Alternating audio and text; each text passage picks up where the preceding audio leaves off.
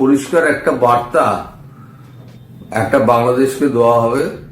হুঁশিয়ারি সতর্ক বার্তা দিলেন এই মাত্র বাংলাদেশকে ভারতের তরুণ ঘোষ।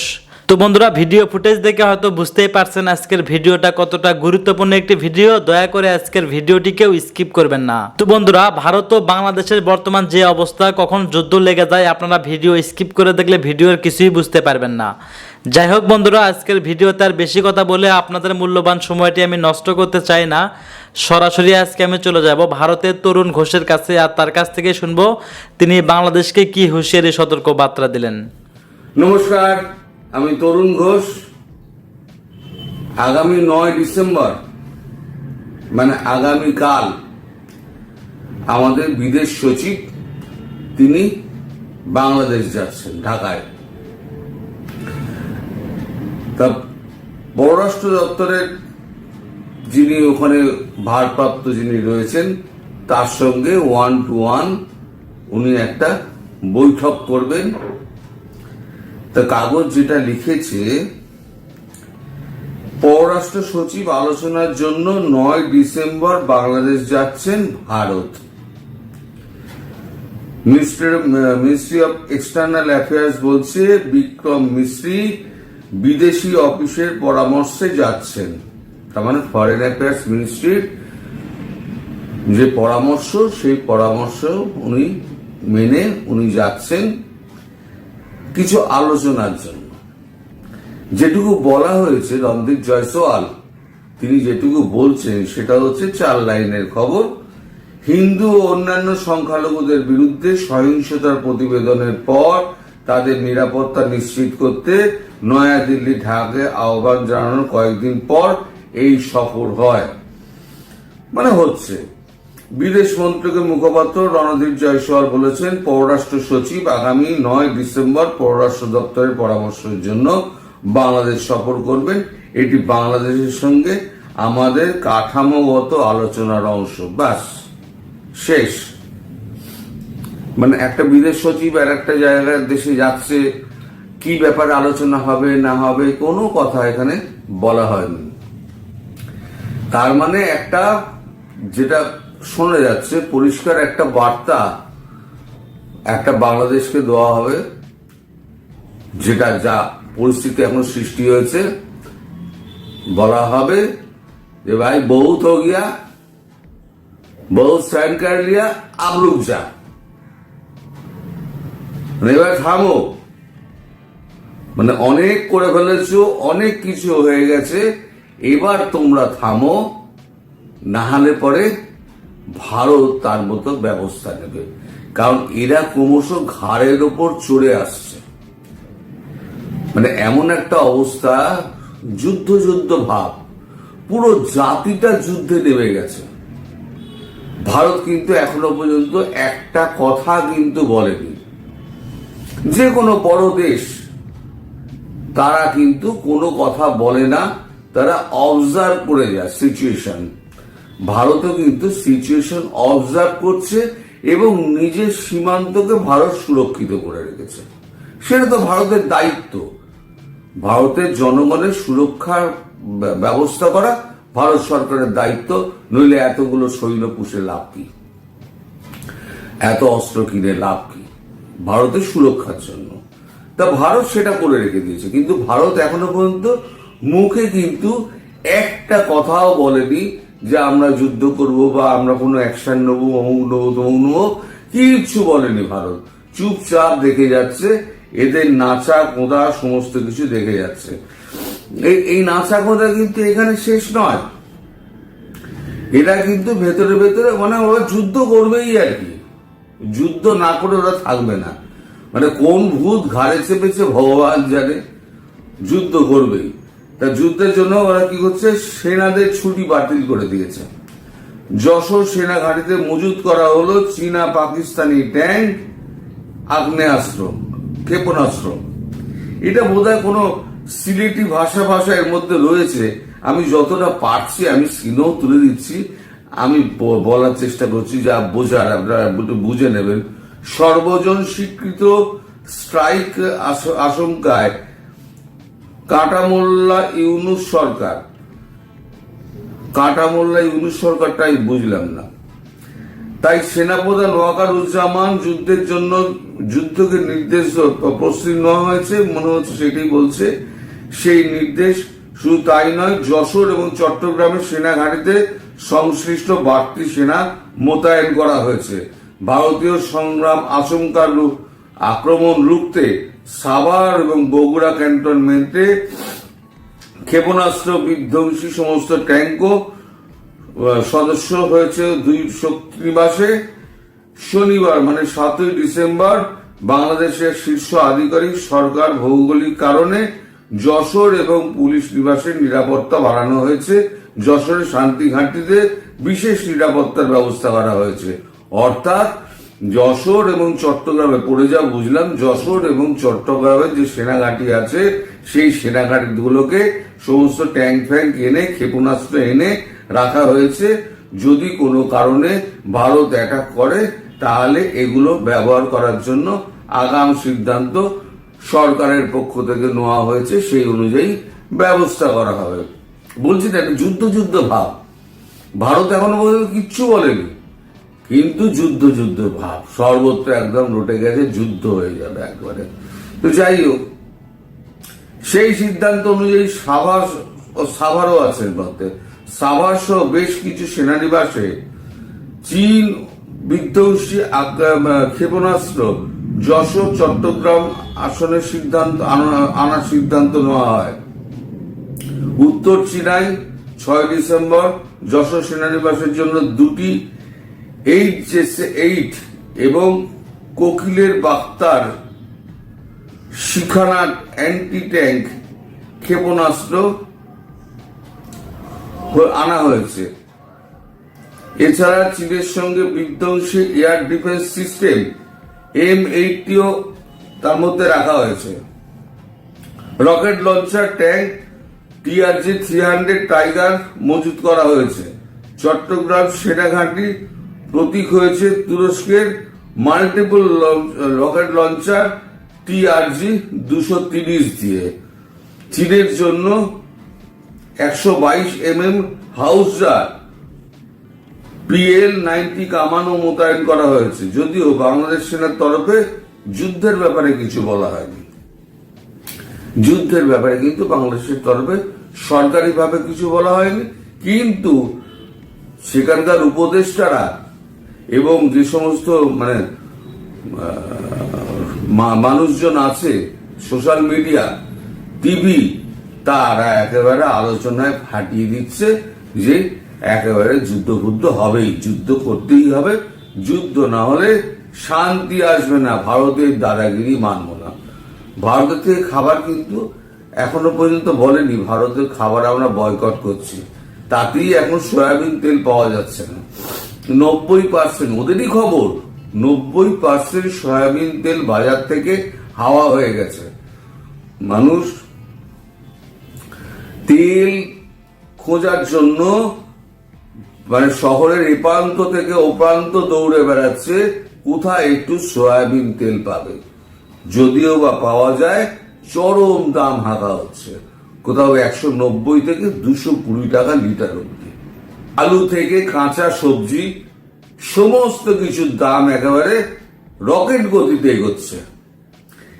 দেশের কি হাল, সাধারণ মানুষের কি হাল, সেদিকে কিন্তু নজর নেই। তাদের নজর হচ্ছে যুদ্ধ করতে হবে। কিন্তু পররাষ্ট্র সচিব, পররাষ্ট্র ওদের যে উপদেষ্টা, এই মানুষটা একটু বুদ্ধিশুদ্ধি আছে। ইনি কলকাতায় ডেপুটি হাই কমিশনার ছিলেন, আমি দেখাও করেছিলাম তার সঙ্গে, কথা হয়েছিল ওই বাংলাদেশ বই মেলাতে। আমি বেশ কয়েকবার এই বেগবাগানের অফিসে গেছিলাম। তিনি বলছেন 9 বা 10 ডিসেম্বর ভারত বাংলাদেশ সচিব পর্যায়ে আলোচনা হবে পররাষ্ট্র উপদেষ্টা। ইনি একটা বলেছেন। এদিকে আপনার কালকে পরশু সেনা দপ্তরে যে বৈঠকটা ছিল, মিটিংটা ছিল, সেখানে প্রাক্তন সেনা অফিসাররা গেছিলেন। তারা ওই বৈঠক শেষে একটা মিছিল বার করেছে। এই মিছিলটা, আমি মিছিলেতে কি বলছে দেখুন। সুতরাং তারা বুঝতে পেরে যাবেন যে এরা কি বলতে চাইছে। একটুখানি ভিডিওটা দেখুন। ভারত তো দূরের কথা, আমেরিকা আমাদের সাথে টিকবে না ইনশাআল্লাহ। আমরা বলতেছি 4 দিনের মধ্যে আমরা কলকাতা দখল করে নেব। আমাদের আমরা দখল করে নেব। আসাম দখল করে নেব। সামরিক বাহিনী, ছাত্র জনতা, আমরা একত্রে আছি। আমরা রাওয়ার 5,000 সদস্য, এই 5,000 সদস্যের মধ্যে অর্ধেকই নবীন, 2,500 আমরা যুদ্ধের মাঠে যেতে পারি। আর এর সাথে যদি 30 লাখ ছাত্র জনতা যোগ হয়, তাহলে ভারত তো দূরের কথা, আমেরিকা আমাদের সাথে টিকবে না ইনশাআল্লাহ। আমি মেজর শরীফ, আমি বলে দিচ্ছি ভারতকে যে ট্রেনিং আমরা নিয়েছি, যে যুদ্ধ আমরা করেছি, আমরা শুধু 2 লক্ষ সৈনিক না, আমাদের সাথে 18 কোটি জনগণ আছে। আমাদের ট্রেনিং, আমাদের দক্ষতা ভারতের চেয়ে অনেক বেশি। আমরা যদি বা একবার সাহস করে আমার দেশকে যুদ্ধ করবে, আমরা বলে দিচ্ছি 4 দিনের মধ্যে আমরা কলকাতা দখল করে নেব। আমরা দখল করে নেব, আসাম দখল করে নেব। এবার সবাই সাবধান হয়ে যান। 4 দিনের মধ্যে কলকাতা দখল হয়ে যাবে, আর 5 দিনের মধ্যে পুরো ওয়েস্ট বেঙ্গল দখল হয়ে যাবে। 6 দিন লাগবে আপনার উড়িষ্যা দখল করতে, 7 দিন লাগবে ঝাড়খণ্ড দখল করতে, তারপরে তো বিহার ইউপি দখল তো আস্তে আস্তে আস্তে আস্তে করেই ফেলে দেবে। 20 কোটি লোক আছে, তাদের মধ্যে শিশু, মহিলা, সব বৃদ্ধ, নবজাতক সবাই নাকি 2 হাতে তরোয়াল নিয়ে বেরিয়ে পড়বে। যারা বিদেশে আছে তারাও সব চলে আসবে, যারা অথর্ব আছে তারা হঠাৎ সুস্থ হয়ে যাবে, শক্তিমান হয়ে যাবে, যারা বিছানায় শুয়ে আছে অথর্ব বা শারীরিক দিক দিয়ে অক্ষম বা অসুস্থ, তারাও হাসপাতালের বেড থেকে সব ছুটে আসবেন। এসে যুদ্ধ করতে হবে, গজবায় হীন করতে হবে। হায় ভাই, হায় ভাই, আমরা বসে আছি ভাই, এসো তোমাদের জন্য। আমরা আর কি করতে পারি? তোমরা আসবে, তোমাদের আমন্ত্রণ করছি আমরা, তোমরা এসো। তো যাই হোক, এখন এই যুদ্ধ যুদ্ধ ভাবের থেকে কি করে ওদের বিরত করা যায়, একবার শেষ বোঝাতে হবে। তার জন্য ভারতের পরামর্শ নিয়ে উপস্থিত হচ্ছেন বিক্রম সিকরি কালকে ঢাকাতে 9 তারিখ।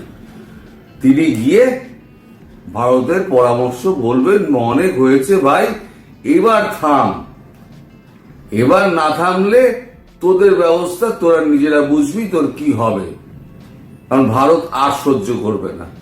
আর মোদিজি একটা সহ্যের তো একটা সীমা থাকে, মোদিজি মনে হয় না আর সহ্য করবেন।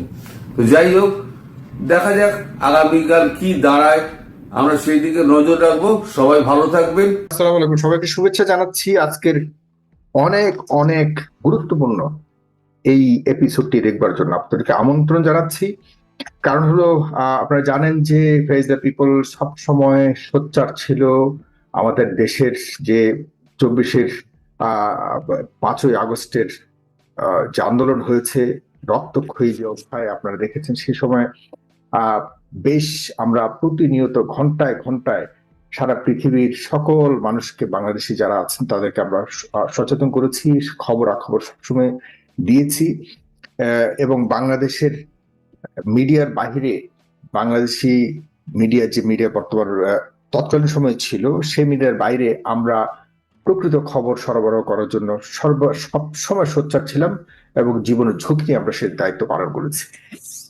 এর বাদেও আমরা আরেকটি কাজ করেছি, সেটি হলো যে যখন বাংলাদেশ সম্পূর্ণ ব্ল্যাকআউট ছিল, তখন ফেস দ্য পিপলের মাধ্যমে লক্ষ লক্ষ কোটি কোটি বাংলাদেশি বংশোদ্ভূত প্রবাসী যারা বিভিন্ন দেশে বসবাস করছেন, যারা বাংলাদেশকে ভালোবাসেন, যারা উদ্বিগ্ন ছিলেন সার্বক্ষণিক, প্রতি মুহূর্তে ঘন্টায় ঘন্টায় আমরা আপনাদের কাছে প্রকৃত বাংলাদেশের খবর পৌঁছে দিয়ে আপনাদেরকে আমরা বাংলাদেশের সাথে সংযুক্ত রাখার চেষ্টা করেছি। সেখানে সবচেয়ে বড় ভূমিকা যারা রেখেছে, আমি বলবো যে যদি এই 24-এর আন্দোলনটি যেটি হয়েছে, 2000 মানুষের জীবনের বিনিময়ে রক্তক্ষয়ী এক সংঘর্ষের মাধ্যমে শেখ হাসিনা সরকারের যে পতন ঘটেছে, সেখানে যদি আমি 100 ভাগের মধ্যে যদি বলি যে 50 ভাগ বাংলাদেশের আর 50 ভাগ দিতে হবে প্রবাসীকে। আজকে আমার সাথে খুবই গুরুত্বপূর্ণ সরকারের উচ্চ পর্যায়ের একজন প্রতিনিধি আমার সাথে রয়েছেন। তার সামনে আজকে আমি বলতে চাই যে প্রবাসীদের দ্বারা বাংলাদেশ চলে, প্রত্যেকটা সরকার, রাজনৈতিক সরকার থেকে শুরু সব সরকার এটি বলে যে প্রবাসীরা হলো আমাদের বাংলাদেশের অর্থনৈতিক প্রাণ শক্তি, অর্থনৈতিক একমাত্র চালিকা শক্তি, ইত্যাদি ইত্যাদি সবকিছু মুখ প্রথম অনেক কথা বলা হয়। সেই প্রবাসী যারা এখনো পর্যন্ত বাংলাদেশের যে কোনো ধরনের সংকটে এই প্রবাসীদের ভূমিকায় সবচেয়ে গুরুত্বপূর্ণ ভূমিকা হয়ে থাকে, তাদের সহযোগিতাতেই বাংলাদেশের যে কোনো সংকট থেকে উত্তরণের জন্য আমরা দেখি যে সেটা সফলভাবে করতে পারে বাংলাদেশ। কিন্তু সেই প্রবাসীরা এখনো পর্যন্ত নীরবে কান্না করে যাচ্ছে। তাদের যে ভূমিকা ছিল তার রেমিটেন্স বন্ধ করে দিয়ে আগের সরকারকে বাধ্য করেছে ক্ষমতা ছাড়বার জন্য। তাদের সারা পৃথিবীতে বিভিন্ন দেশে দেশে বিভিন্ন এম্বাসির সামনে, আমাদের বাংলাদেশি দূতাবাসগুলোর সামনে তারা বিক্ষোভ করেছে। তাদের জীবনের ভয়কে তারা এক পাশে রেখে বাংলাদেশের স্বাধীনতা এবং বাংলাদেশের তৎকালীন সময় যে গণতন্ত্র নস্যাৎ করার চেষ্টা করেছে সেটার বিরুদ্ধে দল মত সবাই দাঁড়িয়েছিল। সেই প্রবাসীদেরকে নিয়ে আজ পর্যন্ত সরকারের পক্ষ থেকে, আমি এই সরকারের কথাও যদি বলি, তেমন কোনো ধরনের রিকগনিশন বা তেমন কোনো ধরনের গুরুত্বপূর্ণ ভাবে যে প্রবাসীদের ব্যাপারে কথা বলা তেমন আমরা দেখিনি। এই কারণে আমাদের আজকের এই বিশেষ আয়োজন, এই আয়োজন জুড়ে আমাদের সাথে যিনি রয়েছেন আপনারা তাদেরকে চেনেন, তাকে চেনেন। তিনি হলেন জনাব শফিকুল আলম। তিনি সিনিয়র সাংবাদিক এবং পাশাপাশি তিনি আমাদের বর্তমান সরকারের প্রধান উপদেষ্টার প্রেস সচিব। আমি জনাব শফিকুল আলম, আপনাকে অনেক অনেক কৃতজ্ঞতা জানাচ্ছি আমার সাথে যুক্ত হওয়ার জন্য, আপনাকে শুভেচ্ছা জানাচ্ছি। আমি প্রথমে এই কথাগুলি এই কারণে বললাম, জনাব শফিকুল আলম, 24-এর আন্দোলনের যে ভূমিকার কথা তো আমরা জানি, বাংলাদেশের সবাই অনেক রক্ত দিয়েছে এই পরিবর্তনের জন্য, এবং প্রবাসী বিশেষ করে বাংলাদেশের থেকে যারা বিভিন্ন দেশে থাকে তারা যে ভূমিকা রেখেছে সেটি অনেক অনেক, মানে কি বলবো, এটি না হলে মনে হয় হতো না এত কিছু। কিন্তু আমার আজকের এই আয়োজনটার মূল কারণটা হলো যে এই প্রবাসীরা কিন্তু তারা যে ভূমিকা রেখেছে এর চেয়ে গুরুত্বপূর্ণ হলো তারা যুগ যুগ ধরে বাংলাদেশের একজন নাগরিক হিসেবে বিদেশে প্রবাসে থেকে তারা অধিকার বঞ্চিত হয়েছে। বাংলাদেশের নাগরিক হয়ে যে নাগরিক সেবা পাওয়ার কথা, প্রাথমিক সেবাগুলি থেকেও তারা বঞ্চিত হয়েছে অনেকাংশেই। আমি বলবো সম্পূর্ণ 100% তারা তো অনেকাংশে, বিশেষ করে যারা শ্রম বাজারে আসে, যারা বিশেষ করে দেখা যাচ্ছে যে বাংলাদেশের উপরে নির্ভরশীল, তাদের সম্পূর্ণ অর্থ বাংলাদেশেই পাঠায়। তারা হয়তো বিভিন্ন দেশে আছে সাময়িক সময়ের জন্য কাজকর্ম করবার জন্য, আবার তাদের গন্তব্য বাংলাদেশেই ফিরে যাওয়া। আমি হয়তো অনেকে আছে কানাডা আমেরিকাতে যারা জীবনে কখনো বাংলাদেশে যেতে চায় না, তাদের কথাটা আলাদাই রাখলাম, তাদেরও অনেক ডেফিনেটলি কন্ট্রিবিউশন, তো অনেক বড় কন্ট্রিবিউশন আছেই। কিন্তু আমি যদি শ্রমবাজারে যারা বিশেষ করে মধ্যপ্রাচ্য থেকে বিভিন্ন দেশে যারা শ্রমবাজারে আসে স্বল্প সময়ের জন্য, জীবনের খুব গুরুত্বপূর্ণ সময়ের জন্য যারা আসে, তাদের আসলে অনেকগুলি সেবা তারা সবসময় চেয়ে আসছে বিগত সরকার থেকে শুরু করে বর্তমান সরকার আমলও, কিন্তু তাদের সেই সেবার যে চাহিদা এগুলি পূরণ আজ পর্যন্ত হয়নি। আমার কথাগুলি অনেক লম্বা হয়ে যাচ্ছে কারণ আমি নিজে তাদের সাথে সার্বক্ষণিক সবসময় সময় দিয়েছি, তাদের কষ্টগুলো বুঝবার চেষ্টা করেছি। তারা সবসময় সরকারের সাথে সাক্ষাৎ করবার চেষ্টা করছে, কখনোই তারা সফল হতে পারেনি। আপনার কাছে আজকে আমি তাদের সাথে সরাসরি এই প্রথম আপনার সাথে তাদের সাথে সরাসরি কথা বলিয়ে দিতে চাই। আপনার কাছ থেকে শুনতে চাই প্রবাসীদের সম্পর্কে আপনার ধারণা কি, আপনার সরকার কি করছে, এবং আমি এখনই কয়েকজন প্রবাসীকে যুক্ত করব সরাসরি, যেন তারা আপনার সাথে কথা বলতে পারে এবং তাদের দুঃখ দুর্দশা এবং দাবিগুলো উত্থাপন করতে পারে। জনাব শফিকুল আলম, প্লিজ একটু দয়া করে আনমিউট করতে হবে, প্লিজ। Thank you. আপনি অনেক সুন্দর ইন্ট্রোডাকশন দিলেন। আপনি জানেন প্রফেসর ইউনূস গভর্নমেন্ট, ইন্টারিম গভর্নমেন্টের টেক ওভার করার পরের থেকেই উনি চেষ্টা করছেন যে প্রবাসী ভাই বোনদের জন্য যতটুক সম্ভব করার চেষ্টা করা। তো সেটার জন্য আপনি দেখেছেন যে প্রবাসীদের জন্য আমরা হজরত শাহজালাল এয়ারপোর্টে আমরা কিছু লাউঞ্জ করেছি। সেই লাউঞ্জে প্রবাসী ভাই বোনরা যাতে স্বল্প মূল্যে সার্ভিস পেতে পারেন, খুব ফুড পেতে পারেন, সেটার ব্যবস্থা আমরা করেছি। তো এটা তো যৎ সামান্য। এছাড়া অন্যান্য যে জিনিসগুলো আমরা করছি, যেটা প্রবাসীদের লং স্ট্যান্ডিং একটা ডিমান্ড ছিল যে তারা অনেকে ভোট দিতে পারেন না, তো আমরা প্রবাসীরা যাতে ভোট দিতে পারেন সেই ব্যবস্থা করছি। এবং অন্য শফিক, প্রবাসীরা ভোট দিতে পারে না সেটা আপনারা করছেন, আপনি এই করছেন কথাটা যে বললেন, এটা কি আপনার অফিসিয়াল স্টেটমেন্ট? না না, আমি করছি মানে কি, এটার জন্য তো একটা ইলেকশন কমিশনের একটা কমিশন করে দেওয়া হয়েছে যে ইলেকশনের উপরে তারা রিফর্ম করবে। তো যারা ইলেকশন কমিশন নিয়ে যারা এই সরকারের কাজ স্ট্যান্ড কি? করছে, এই যে দেখেন, আপনি কিন্তু এখনই আমি শফিকুল আলম, আমি আপনাকে না বলতে না, চাই, আপনাকে একটা কথাই বলছি, বলতে চাই, আমি যারা বাংলাদেশের সাইফুল ভাই আমাকে একটু শেষ করতে দেন। আমরা এটার ব্যাপারে আমরা পজিটিভ, কিন্তু জিনিসটা হচ্ছে একটা রিফর্মের প্যাকেজে আসবে। আপনারা জানেন যে আমরা ইলেকশন কমিশন বা আমাদের যে ভোটিং রিফর্মের উপরে আমরা একটা কমিশন করে দিয়েছি। সেই হুম। কমিশনটার মধ্যে পুরো প্যাকেজটা থাকবে। তো আমরা আশা করছি যে এটাও এটা কি থাকবে। আছে? প্রবাসীদের বিষয়টা ওখানে আছে, তারাই কি সিদ্ধান্ত নেবে? এখন যে কমিশন আছে তারাই কি সিদ্ধান্ত নেবে যে প্রবাসীদের ভোটাধিকার এটা থাকবে হ্যাঁ, কিনা? আমরা সুইপিং কিছু রিফর্ম তো ইলেকটোরাল রিফর্ম আমরা করব। সেখানে এটা একটা বড় জিনিস। আপনারা জানেন কমিশনের লোকরা কিন্তু হুম, এটা নিয়ে কথাও বলেছে। হুম, হ্যাঁ, জি, আমরা জি, তো এটা এই জিনিসটা নিয়ে আমরা যখন ওরা রিপোর্ট গুলো দিবে তখন আমরা পলিটিক্যাল পার্টিগুলোর সাথে কথা বলে এটাকে হুম, ফাইনালাইজ করব। এটা হলো একটা। হুম, আর একটা হচ্ছে যে প্রবাসীদের সেবার যতগুলো আওতা আমরা বাড়ানো যায়, আমরা তো অবশ্যই এয়ারপোর্টের সার্ভিসটা বাড়াতে চাচ্ছি।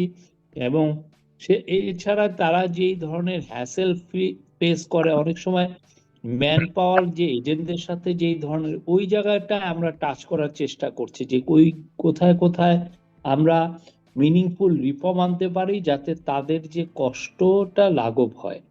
সেটা অবশ্যই জানি তাদের যে কন্ট্রিবিউশন এই জুলাই আগস্টের গণ অভ্যুত্থানে, এটা তো অবিস্মরণীয়।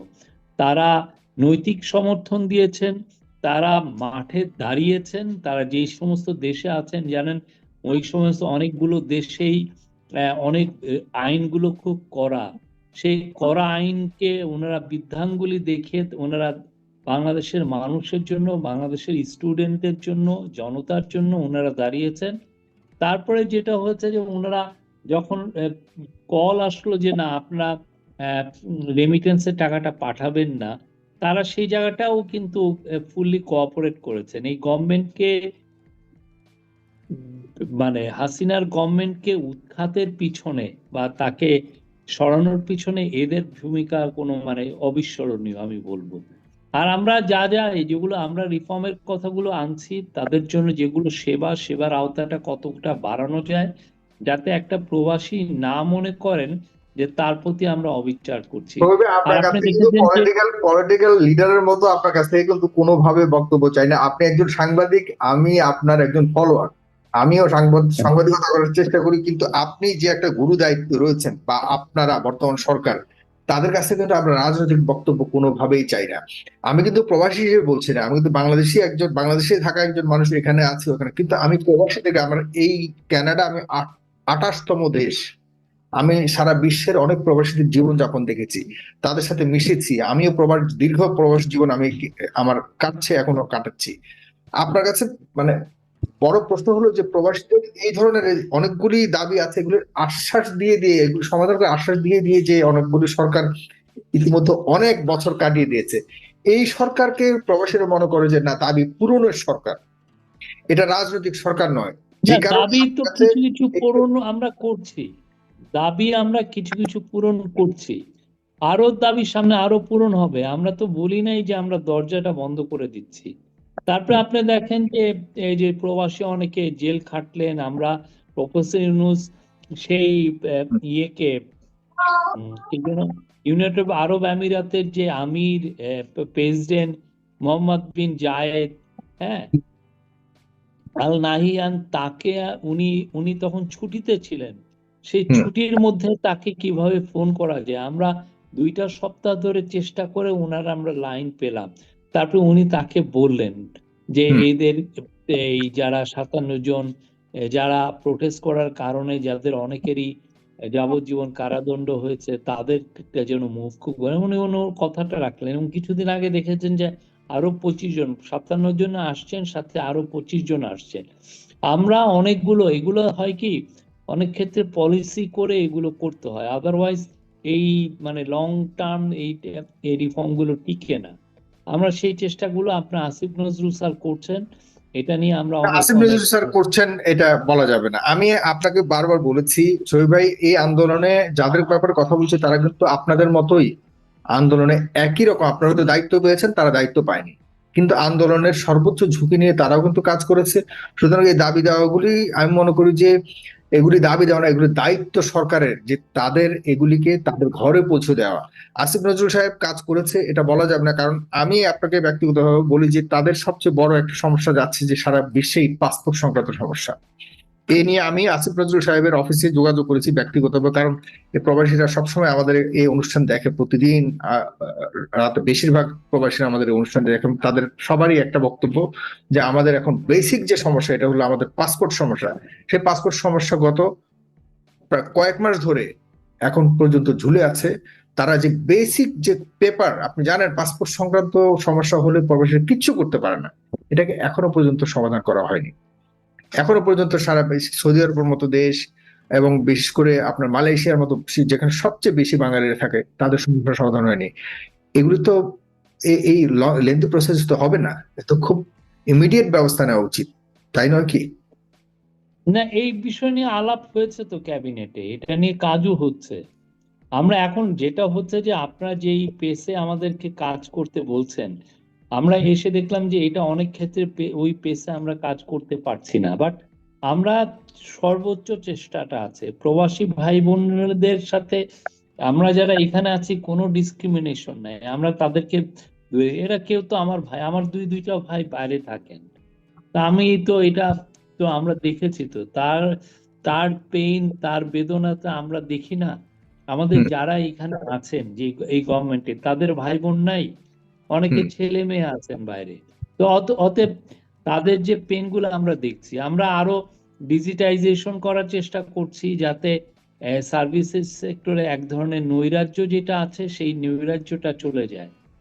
এগুলো করা হচ্ছে, কিন্তু আপনারা এটা সত্য যে আপনারা যেই পেসে যেই যত গতিতে চাচ্ছেন সেই গতিতে আমরা আপনাদেরকে ডেলিভারি সেই দিতে গতিতে পারছি বাড়াতে না। হবে, অন্তত পক্ষে প্রবাসীদের জন্য তো আপনার গতি বাড়াতে হবে। আপনি বাংলাদেশ নিয়ে একটা ভাববেন, আপনার যদি ক্যাবিনেটে যদি হয় আপনার 10 জন মানুষ, এই 18 কোটি মানুষের মধ্যে 10 জন মানুষ 16 কোটিকে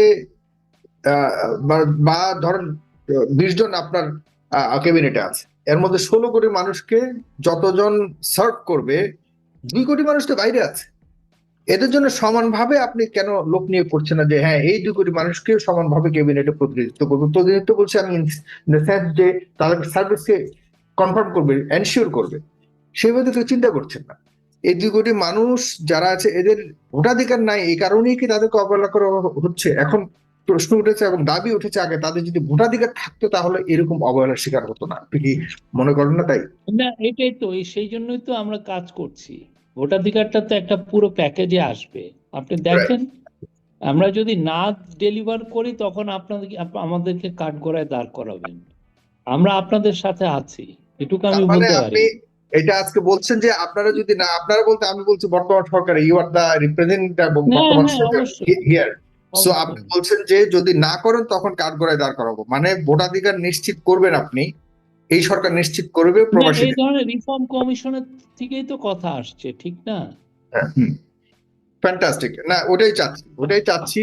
তবে আমরা চাই এই যে এই সরকার বর্তমান যেটা আছে নন পলিটিক্যাল সরকার, এই সরকার যা মানে করতে পারবে অন্য রাজনৈতিক সরকার করতে পারবে না। এবং আপনারা আশা আশা করি যে আপনারা একটা বিশাল মাইলস্টোন আপনারা তৈরি করবেন এবং প্রবাসীদের জন্য বা বাংলাদেশের জন্য আমি বলবো যে যেগুলো আপনারা করে যাবেন।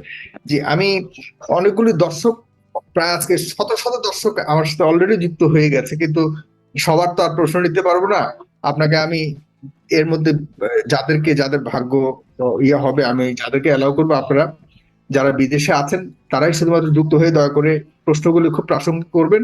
আমরা আপনাদের প্রশ্নগুলি একটু শুনবো। আমার অনেক প্রশ্ন আছে, তবে আপনাদের প্রশ্নগুলি আমি বেশি নেবো। আমি একটু একজন একজন করে ইয়ে করি। মুস্তাফিজ নামক সাউথ কোরিয়া দেখা যাচ্ছে, আপনি একটু যুক্ত হন, আমি আপনাকে প্রথম সুযোগটা দিচ্ছি। জনাব মুস্তাফিজ, আপনি বলবেন, আর যারা যুক্ত হবেন তারা সম্পূর্ণ প্রস্তুতি নিয়ে এরপর যুক্ত হবেন, দয়া করে সম্পূর্ণ প্রস্তুতি নিয়ে। জি জনাব মুস্তাফিজ বলুন। আসসালামু আলাইকুম সাগর ভাই, ধন্যবাদ আমাকে যুক্ত করার জন্য। আমি সাউথ কোরিয়া থেকে বলছি। যাক, অনেকগুলো আমাদের দাবি ভাই, আপনি সবসময় প্রবাসীদের পক্ষে আছেন, সব তো সব পূরণ করা সম্ভব হয় না, কিন্তু আমি সাউথ কোরিয়াতে আছি। এখানে প্রচেষ্টা সরকারিভাবে হয় বাংলাদেশ বৈশালের মাধ্যমে। তা আমার যারা অন্য অন্য প্রবাসী ভাই আছে, বিশেষ করে মধ্যপ্রাচ্যে অনেক অনেক খরচ করে যায়, যেটা মানে অত্যন্ত ব্যবধান। আমি কোরিয়াতে আসছি, মাত্র 80 থেকে 90 হাজার টাকা আমাদের খরচ হয়েছে প্লেন ভাড়া সহ। তা আমি চাই এটা সরকারিভাবে এজেন্সিগুলো বিলুপ্ত করে, হুম। এই সরকার তো সব পারবে না, কিন্তু এরা এমন একটা প্রসেস করে যাক যাতে ওকে। মধ্যপ্রাচ্যের দেশগুলোতে অনেক কম খরচে যাওয়া যায়। একটা প্রোগ্রাম 6-7 লাখ টাকা দিয়ে আসে, তার তো টাকা ওঠাতেই এবং খরচ 30-40 হাজার টাকা তারা বেতন পায়। না, আমি কোরিয়াতে 2.5 থেকে 3 লক্ষ টাকা বেতন পাই, মাত্র 1 লক্ষ টাকা খরচ করে আসছি।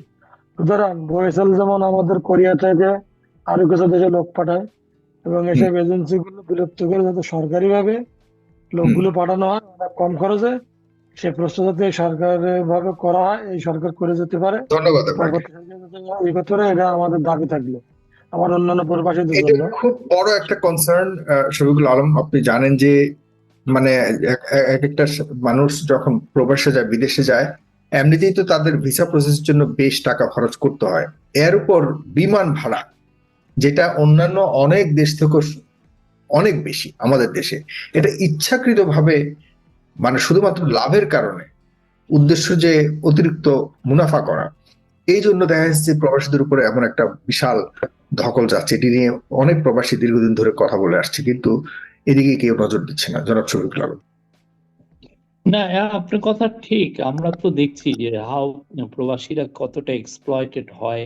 এটা তো আমি নিজের দৃশ্যমান আমি দেখেছি, এবং আমার মনে আছে আমি যখন 95-এ প্রথম সার্ক কুইজ কম্পিটিশনে পাকিস্তানে গেলাম, তখন আমি দেখলাম যে আমি তখন ঢাকা ইউনিভার্সিটির ধরেন আমি খুবই ফার্স্ট ইয়ার সেকেন্ড ইয়ারের স্টুডেন্ট, না আমি থার্ড ইয়ারের স্টুডেন্ট।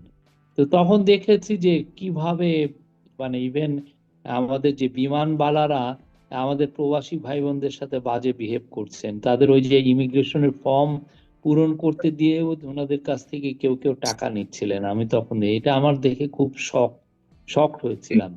আমরা একটা জিনিস কি, সেটা হচ্ছে যে প্রবাসী ভাই বোন বা যে এই যে যেই ওনারা যে সাফার করেন, এটা হচ্ছে একটা বড় রকমের নেক্সাস এখানে তৈরি হয়ে গেছে, যাদের সাথে ম্যান পাওয়ার এজেন্ট জড়িত, রিক্রুটিং এজেন্সি জড়িত, এবং অনেকাংশে যেটা হচ্ছে যে ট্রাভেল যারা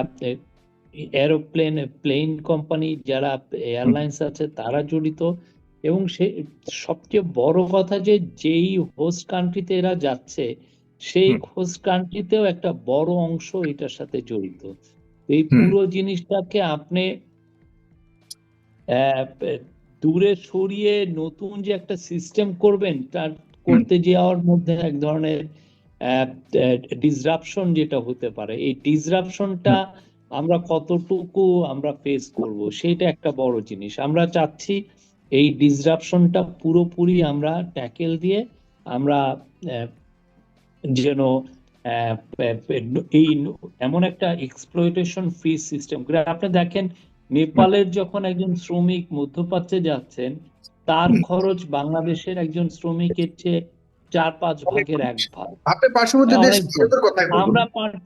আমরা পারছি না এই যে এই জিনিসটাকে আমাদের যেটা করতে হবে, যে আমরা এটা, কিন্তু কথা হচ্ছে যে এই সিস্টেমটা তো একদিনে রুটেড হয় নাই। এই সিস্টেমটা তৈরি হয়েছে ধরেন প্রায় 40 বছরের একটা সিস্টেম তৈরি হয়েছে। এই 40 বছরের সিস্টেমটাকে আমাদেরকে মানে পুরো জিনিসটাকে আমার পুরো ডিপে ঢুকতে হবে, রুটে যে ঢুকে আমরা এই পুরো সিস্টেমকে খোলনলচে পাল্টাতে হবে। আমরা চেষ্টা শুরু করেছি, but it will take time, আপনাদেরকে বলবো আর কি। চেষ্টা শুরু করেছেন, কিন্তু সবাই মনে করে যে চেষ্টা দীর্ঘদিন ধরে শুরু হয়েছে, আপনারা এই চেষ্টার সমাধান করবেন, আপনারা এই চেষ্টার না, আমি সমাপ্তি। অন্তত একটা বলতে পারি, আমাদের যারা এই প্রবাসী কল্যাণে আছেন তাদের অন্য কোনো মোটিভেশন নাই যে আমি এই না, রিক্রুটিং তারা কোনো এজেন্সি থেকে কাজের না। 2 আমি টাকা। আমি ভেরি প্র্যাকটিক্যাল, কারণ আমি জানি যে আপনি না বিভিন্ন না না, দেশ আপনি একটা জিনিস বলি, আগে যেটা হতো যে মন্ত্রী মিনিস্টার যারা এইতে আসতেন অনেকে তারা করাপ্ট ছিলেন। রিক্রুটিং এজেন্সির সাথে তারাও একটা নেক্সাস তৈরি করতেন। আমাদের Exactly. তরফ থেকে একটা জিনিস বলতে পারি, আমাদের মধ্যে এই যে করাপশনের কোনো মোটিভেশন নাই যে আমার এখান থেকে একটা টাকা আমি নিব, না, সেটা জানি, এইরকম কিন্তু চালু সেই নাই। সেই সেই সেই ক্যাপাসিটি জায়গা ক্যাপাবিলিটি থেকে নিয়ে কাজ করছে কিনা বর্তমান যারা না না, দায়িত্বে আছে। সে কাজ করছে, আপনি কাজ করছে, কিন্তু আপনি জিনিসটারে যতটা সহজ ভাবে ভাবছেন অতটা সহজ না, এইটুকুগুলো আমার বলা। 24-এর আন্দোলন এর চেয়ে কঠিন। না, কোনো কিছুই কঠিন না, কিন্তু এটা একটা সিস্টেম তো টেক রুট করেছে, ঠিক না? এটা একদম খুব অনেক দূর পর্যন্ত তার শিকড়। এই শিকড়টাকে হঠাৎ করে আপনি তো উপড়ে আপনারা তুলতে কতটা পারবেন না। শক্তি নিয়ে বর্তমানে আছেন? 2000 মানুষের রক্তের উপরে আপনারা সরকার গঠন করছে, সুতরাং আপনাদের চেয়ে শক্তিশালী সরকার বাংলাদেশের ইতিহাসে কখনো আমরা ছিল না, আমরা আসবে না। অনেক শক্তিশালী গভর্নমেন্ট, এবং এই জন্যই আমরা চেষ্টা করছি। আমাদেরকে অন্তত অন্য কেউ অন্যভাবে ওই মোটিভেটেড করার স্পিরিট চেষ্টা করতে থেকেই পারতেন আপনাদের না। দায়িত্ব পালন করার দরকার, মানুষ সেটাই আশা করে। মোস্তাফিজুর রহমান কি আছেন? মোস্তাফিজুর জি, রহমান, আসসালামু আলাইকুম। আপনার চেহারা দেখা যাচ্ছে না, ক্যামেরা অন করুন। কোথা থেকে বলছেন? শোনা যাচ্ছে না। হ্যাঁ বলুন, এখন শোনা যাচ্ছে। বলুন। জি, আসসালামু আলাইকুম। আমাকে দেখা যাচ্ছে নাকি সবার? এখন দেখা যাচ্ছে, বলুন কোথা থেকে বলছেন? জি, আমি মালয়েশিয়া থেকে বলছি। হুম। আমি কিছু কথা বলতে চাই আমাদের মালয়েশিয়ান প্রবাসী ভাই বোনদের যে সমস্যাটা যাচ্ছে দীর্ঘদিন যাবত। দেখেন, আমরা কিন্তু বাংলাদেশ হাই কমিশন আমাদের মালয়েশিয়াতে আছে। তবে কি জন্য ইএসকেল যে একটা বেসরকারি যে একটা আপনার এনজিও সংস্থার একটা কাজ দিয়ে তারা পাসপোর্ট বানাচ্ছে ইএসকেল থেকে। আমরা কিন্তু এম্বাসি থেকে কিন্তু একটা পাচ্ছি না, আপনার সহায়তা পাচ্ছি না। আপনি যদি দেখতে পান যে কোনো পাসপোর্ট জমা নিচ্ছে না, কোনো কিছু করছে না, যদি এম্বাসিতে যাওয়া যায় তারা ডাইরেক্টলি বলছে ইএসকেলে যাও, হয় আমরা ইএসকেলে যে পাসপোর্ট বানাবো। আর এই পাসপোর্টের জন্য একটা প্রবাসীর আজ থেকে আপনার ভিসা মরে গেছে 7 থেকে 8 মাস করে একটা প্রবাসী ভিসা মরে গেছে ভাই। এই দুঃখের কথা কোথায় বলবো আমরা, বলেন? 7 থেকে 8 মাস একটা প্রবাসী এখনো অবৈধ আছে। বর্তমানে মালয়েশিয়ার যে অবস্থা চলছে আপনি জানেন না হয়তো বা। বর্তমানে মালয়েশিয়া প্রচন্ড অপরাধী চলছে, প্রচন্ড। যেখানে আপনার মনে করেন যে হাজার হাজার প্রবাসী প্রত্যেকদিন অ্যারেস্ট হচ্ছে, সেখানে আমাদের 7-8 মাস কোনো ভাইয়ের ভিসা নাই। এটা তো প্রচন্ড দুঃখের বিষয় ভাই। আপনি এটা বললে পারে হয়তো চোখ দিয়ে পানি চলে আসে ভাই। আমরা একটা প্রবাসী দেশে যাব, সেখানে আপনার টিকিটের যে দাম, টিকিট কি একটা মানুষের 30-35 হাজার টাকা সিঙ্গেল টিকিট কিনে দেওয়া কি সম্ভব একটা মানুষের? আপনি এটা কি করে পাবেন? যে টিকিট আপনি একটা টিকিট যদি ক্রয় করতে যান সিন্ডিকেট করে, যে টিকিটের দাম থাকে আপনার সাধারণত 10,000 টাকা, সরি 15 থেকে 20,000 টাকা, সেই টিকিটটা কিন্তু আমাদের ক্রয় করতে হচ্ছে বর্তমানে সিঙ্গেল টিকিট জি বর্তমানে জি, বাংলাদেশ পরিস্থিতি 40,000 আমরা টাকা জানি দিয়ে। এই বিষয়ে কথা হয়েছে, তবে আপনাদের কাছে অনুরোধ, আমি বেশি করে আপনাদেরকে যুক্ত করব তখনই যখন আপনার জি, সংক্ষিপ্ত আমি বলবেন। আর যেখানে এক একটা আমি প্রশ্নের একটু শেষ রিপিটেশন যদি করতে না চাই। করেন ভালো হয়। একটু আগে বলেছেন একজন টিকিট নিয়ে, এবং বলেছেন আমাদের শফিকুল আলম সাহেবও বলেছেন। আমি একটু বিষয় নিয়ে বলতে চাই, 1 সেকেন্ড। আপনি আমাদের গুরুত্বপূর্ণ কি বিষয় বলেছেন, যেটা মালয়েশিয়ান মালয়েশিয়ার। প্রবাসীদের, হ্যাঁ বল, শেষ জি, করুন, শেষ করুন। মালয়েশিয়ান প্রবাসী ভাইদেরকে আমাদের কি এমআরপি পাসপোর্ট গুলো যত দ্রুত পারে, আমি এই প্রধান উপদেষ্টাকেও অনুরোধ করছি যত দ্রুত পারেন মালয়েশিয়া এমআরপি পাসপোর্ট গুলো পৌঁছে দেন, কেননা হাজার হাজার প্রবাসী যারা জি, অবৈধ আমরা আসতেছে আজকে এখন কথা নিব। আমরা আজকে এখান থেকে কিছু প্রমিস নিব। জনাব শফিকুল আলম আমাদেরকে প্রমিস করবেন যে সৌদি আরব এবং বিশেষ করে মালয়েশিয়ার ব্যাপারে আমাদের কাছে প্রচুর ইমেইল আসে। আপনারা জানেন যে মানে বিদেশে কোথাও কিছু ঘটলেই ফেসবুক পিপলের কাছে আপনারা জানান। আমরাও আপনাদের কাছে আজকে এই সর্বোচ্চ একজন কর্মকর্তাকে আপনাদের সামনে হাজির করেছি। তিনি আজকে বলে যাবেন কখন কি করবেন, সেই মোতাবেক কাজ না হলে তখন আমরা প্রয়োজনে আবারও আপনাদেরকে নিয়ে আমরা আমাদের জন্য পরবর্তী কি আমাদের করণীয় হাই ছিল। অবস্থার দরকার কিন্তু এম্বাসি থেকে আমাদের হাই কমিশনের কোনো আমরা কোনো প্রতিক্রিয়া দেখতে পাই না। আমরা একটা লোক জি যদি কোনো অপারেশনে ধরা পড়ে আপনার, আমরা কিন্তু এটা কোনো প্রতিক্রিয়া দেখতে পাই না যে না সে এম্বাসির লোক যে সেই আপনার থানাতে যে হাজিরা গুলো নিয়ে আসছে যে কোন কোন লোকগুলো ধরা পড়ছে আপনার ইল্লিগাল কিল্লিগাল তাদের কি দেশে ফাইন। পাঠাতে হবে কিভাবে, হাজার হাজার লোক এখন পর্যন্ত জেলে পচে মরছে, হাজার হাজার লোক। আমি নিজে সামনে মালয়েশিয়া চোখে দেখা, আমি আজ 10 বছর মালয়েশিয়াতে আছি। যারা না খেয়ে খেয়ে মরে গেছে অনেক লোকের মাটিতে সেই বেওয়ারিশ হিসাবে মালয়েশিয়াতে। এর থেকে দুঃখের কথা ভাই বলা যাবে না মালয়েশিয়ায়। খুবই দুঃখজনক, খুবই দুঃখজনক। ধন্যবাদ আপনাকে জনাব মোস্তাফিজুর রহমান। আপনি ভালো থাকুন, সুস্থ থাকুন, এই দোয়া করি। আপনি থাকুন, দেখি জনাব শফিকুল আলম কি বলেন। জনাব শফিকুল আলম প্লিজ। না, খুবই দুঃখের বিষয় এটা। ওনার যে কনসার্ন গুলো আপনি সাগর ভাই ওনার থেকে আপনি একটু লিখিত একটা জিনিস নিয়েন। আমি ওইটা লিখিতটা আমি আসিফ নজরুল কাছে সরাসরি আপনি নিজে হাতে হাতে দিব, আপনার কথা দিলাম। আমি ওনার কনসার্ন উনি যেগুলো বললেন কিন্তু তারা আপনি তো একটু বলছে ওনার প্রধান উপদেষ্টার কাছে দেওয়ার জন্য। যাই হোক, আপনি যেটা ভালো মনে না, করেন। আমি যিনি একদম ডাইরেক্ট উনি তো আসিফ নজরুল দেখছেন একদম, তাকেই আমরা দিব। দেখেন আপনি এটা ইমিডিয়েটলি যত আমি ইমিডিয়েটলি পারেন সরাসরি আপনার একটু যে একটু মোস্তাফিজুর রহমান একটু একটু একটু একটু বলুন, বলতেছেন, উনি কথা বলতেছেন। জি আমি আমি তো বললাম আপনি মুস্তাফিজ সাহেবকে বলবেন যে আপনাকে যাতে হোয়াটসঅ্যাপে বা ইয়েতে পাঠায়, আপনি আমাকে জাস্ট ফরওয়ার্ডটা করবেন ভাই। আমি এটা হাতে হাতে দিব। আজকের এই অনুষ্ঠানটা আপনি জানেন যে বাংলাদেশের ইতিহাসে সর্বপ্রথম প্রবাসীদের সাথে সরকারের কোনো উচ্চ পর্যায়ের কারোর সাথে সরাসরি এভাবে প্রশ্ন করা এবং একটা মিটিং করা। আজকে এটা থেকে আমি মনে করি যে পরবর্তীতে আপনার কাছে পাঠাবো এবং দেখবেন এই জাতীয় লম্বা সময় নিয়ে কোনো কিছু করার চেয়েও আমরা চাই আজকের এই অনুষ্ঠানের মাধ্যমে একটা ব্রেক থ্রো অনুষ্ঠানের মাধ্যমে আমি মনে করি যে সমাধান হবে এবং জনগণ খুব না, একে তো আপনার অনুষ্ঠান তো অনেকে দেখেন, আপনি আজকে যেটা দিচ্ছেন সেটা তো অবশ্যই পোস্টেড হবে, ইউটিউবে দেখবে, অনেকে দেখবে। আমি নিজেও এই পুরো প্রোগ্রামটা আমি ইয়েকে পাঠিয়ে দিব, আসিফ এক্স্যাক্টলি নজরুলকে পাঠিয়ে দিব। তারপরে হচ্ছে প্রবাসী কল্যাণ মন্ত্রণালয় যিনি সচিব তার কাছে পাঠিয়ে দিব, ওনারা দেখবেন আশা করি।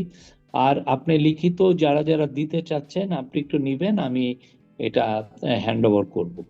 ফ্যান্টাস্টিক, জি thank you so much. Mosafir Rahman, আপনারা এই অনুষ্ঠানটাকেও আপনারা ডকুমেন্ট রেখে দিবেন, নিজের নিজের ইনশাআল্লাহ টাইমলাইনে ইনশাআল্লাহ শেয়ার আমরা করবেন, যত এটা প্রবাসীরা আছেন সবাই শেয়ার করবেন। আজকে যিনি কথা বলছেন তিনি অনেক গুরুত্বপূর্ণ ব্যক্তি, তার কথার এদিক সেদিক হলে আমরা তাকে আবারও জবাবদিহিতার কাঠগড়ায় দাঁড় করব, এই অধিকার আমাদের আছে। সুতরাং আপনাকে ধন্যবাদ, এবং তারাও এই প্র্যাকটিস করেন বর্তমান সময়ে। আপনাকে আমি ইমেল করে পাঠিয়ে দিব, ঠিক আছে? জি ধন্যবাদ। আপনাকে আমি ইমেল করে দেবো জি ইনশাআল্লাহ। এবং মালয়েশিয়ার যারা আছেন বর্তমানে দেখছেন, তারা কিন্তু আসলে মোস্তাফিজুর রহমান শুধু একাই কথা বলছে ব্যাপারটা তো না, পুরো মালয়েশিয়ার যারা আছেন তাদের পক্ষ হয়েই আমি মনে করি যে মোস্তাফিজুর রহমানের কথাটি এসছে। আপনারা অনেকেই দেখছেন, হাজার হাজার মানুষ এই মুহূর্তে দেখছেন। আপনারা সবাই এসে প্রশ্ন করতে হবে প্রয়োজন নেই, আপনাদের পক্ষ থেকে যদি আসুক আপনাদের করে নেবেন। ধন্যবাদ আপনাকে, ধন্যবাদ। যারা মাঝহারুল বলুন তারপরে প্লিজ, কোথা থেকে বলছেন? জি, আসসালামু আলাইকুম। আমার কথা শোনা যাচ্ছে? জি শোনা যাচ্ছে, বলুন। আসসালামু আলাইকুম। প্রথমত আপনাকে ধন্যবাদ জনাব শফিকুল আলম এবং সাইফুর রহমান ভাইকে এত সুন্দর একটা আয়োজন করার জন্য। উনি যে কথা বলছেন, ইতিহাসের প্রথমবারের মতো প্রবাসী। কোথা থেকে বলছেন এবং আপনি? আমি প্যারিস থেকে বলছি। আমি প্যারিসের একজন বাংলাদেশি ব্যবসায়ী। আমি দীর্ঘদিন প্যারিসে আছি। তো আমি আপনাকে অসংখ্য ধন্যবাদ জানাতে চাই প্রথমেই 10 সেকেন্ডে ফেস দ্য পিপলের অবদানের জন্য। 5 আগস্টে স্বৈরাচারী শেখ হাসিনাকে পতনের আগ মুহূর্ত পর্যন্ত যখন সারা বাংলাদেশের বাইরে আমরা কোনো কথা বলতে পারছিলাম না, তো আমাদের ভয়েস কিন্তু ছিল ফেস দ্য পিপল। এই সাইফুর ভাই উনি কিন্তু ওয়ান ম্যান আর্মি, প্রবাসীদের জন্য প্রবাসীদের হয়ে দেশের স্বার্থে কথা বলা, রেমিটেন্স শাটডাউন করাতে শুরু করে এই আন্দোলনকে বেগবান করার পিছনে যদি 4-5 জন মানুষের নাম আসে, 2-3 নম্বরে 1-2 নম্বরে সাগর ভাই নাম আসবেই। তো আজকে প্রবাসীদের যত সমস্যা নিয়ে আমরা কথা বলি, আমি প্যারিস থাকি, একটা উন্নত দেশ, এখানে লাশ পাঠানো নিয়ে ঝামেলা চলে, ট্রেনের টিকিট নিয়ে সিন্ডিকেট চলে, মালয়েশিয়া, সিঙ্গাপুরে, সৌদি আরবে, কাতারে, কুয়েতে দুর্বিষহ জীবনযাপন করে আমার ভাইয়েরা। আমাদের হয়তো আপনারা এয়ারপোর্টে আপনারা ভিআইপি লাঞ্চ করছেন আমাদের জন্য, আপনার লাউঞ্জ দরকার নাই, 15 টাকার কফি আমাদের দরকার নাই, আমাদের সমস্যার সমাধান দরকার। আর এই জন্য মেন সমস্যা হচ্ছে আপনার যেখানে ক্ষত সেখানে ওষুধ দিবেন। আমরা সেখানে ক্ষত না দিয়ে আমরা চারিদিকে শুধু চুলকাচ্ছি, বুঝছেন sir, Rafiq Alam sir? Just আপনাকে যেটা বলার জন্য, আমরা চাই আমাদের একজন প্রতিনিধি আমাদের হয়ে পার্লামেন্টে থাকুক, আমাদের হয়ে ক্যাবিনেটে থাকুক, আমাদের একজন প্রতিনিধি যিনি প্রবাসী প্রবাসী প্রতিনিধি। উনাকে আমাদের মধ্য থেকে একজনটা আপনারা চয়েস করেন, চয়েস করার সুযোগ দেন, যিনি আপনার আমাদের রিপ্রেজেন্টেটিভ হবে, যিনি আমাদের খেটে খাওয়া মানুষ হবে, যিনি আমাদের মতো দেশের বাইরে থাকে, যিনি লাল সবুজের পতাকার বুকে ধারণ করে, যিনি দেশের বাইরে থেকে টাকা ইনকাম করে বাংলাদেশকে সচ্ছল রাখছে, আমাদের মতো একজন।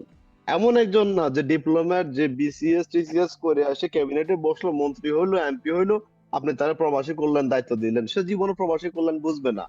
সে যতটুকু বুঝবে সে খাতা কলম বুঝবে। কিন্তু সাগর ভাই, একজন সাগর ভাই, উনি কতগুলো টকশো করছে প্রবাসীদের নিয়ে। উনি যদি একটা প্রবন্ধ লেখে সেটা নিয়ে একটা মহাভারত, ভারত বলা ঠিক না, মহাকাব্য হয়ে যাবে।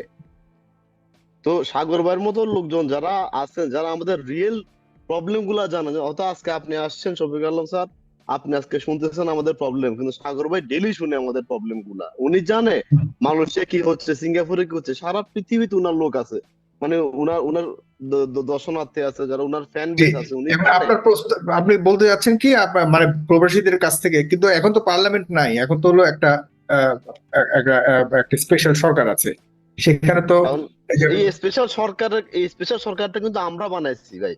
আমরা প্রবাসীরা, আমরা প্রবাসীদের অবদান কিন্তু এই আন্দোলনে, শেখ হাসিনাকে হঠাৎ আন্দোলনে প্রবাসীদের ভূমিকা নাম্বার 1-এ আসে। আমরা হ্যাঁ, হয়তো রাস্তা করেছে, কি বলছি সবাই নাই, করেছে, সবাই করেছে, বাইরে জি। কিন্তু হ্যাঁ, প্রবাসীদের ভূমিকা আপনি অনস্বীকার্য। এখানে আপনিও কিন্তু নিঃসন্দেহে, আমাদের নিঃসন্দেহে। কান্ডারি। তো হুম। এই এখন এখন এই সরকারই করতে হবে, কারণ যদি দলীয় কোন সরকার আসে এখানে সিন্ডিকেটের প্যাকেট হয়ে যায়, সিন্ডিকেট হয়ে যায়। এখন সুযোগ ডক্টর ইউনূস স্যারের হাতে, সুযোগ আছে আমাদের জন্য কিছু করার। উনি যেমন, আমি নিজে সাগর ভাই, আমি 1 মাস হয়েছে, 3 সপ্তাহ আগে বাংলাদেশ থেকে আসছি। আই ওয়াজ হ্যাপি, লোক দাঁড়ায় আসছে প্রবাসীদের হেল্প করার জন্য, বুঝছেন? আপনি আচ্ছা, গতবার 5 মাস আগে আমি কোরবানিতে যখন গেলাম, আমার লাগেজ আসছে 2 দিন পরে, বুঝছেন, আচ্ছা। 2 দিন পরে। কিন্তু এবার তাও আমি যাওয়ার আগে পরিবর্তন আমার লাগেজ পেয়েছেন, চলে আসছে। হ্যাঁ, এখন প্যারিসে পরিবর্তন পেয়েছেন। এখন হুম। আমি নিজে গেলাম, ট্রলি আর ট্রলি ট্রলি ছড়াছড়ি, আমি বললাম, এত ট্রলি কইছিল এতদিন? হ্যাঁ, আচ্ছা, ভেরি গুড। ট্রলি ছড়াছড়ি, স্যার কি খাবেন, সবাই স্যার বলতেছে, পুলিশে কোনো আনসার নাই। আমি তো ওদের আচ্ছা, আচ্ছা, এটা কি আমার এখন ছিল নতুন আমার সরকারের ছিল সময় নতুন সরকারের সুবিধা। আমার আমার আচ্ছা, আমার আচ্ছা। ছিল ফ্রেঞ্চ পাসপোর্ট, আমার হুম, সাথে ছিল এক বাংলাদেশি ভাই, তার বাংলা পাসপোর্ট। হুম।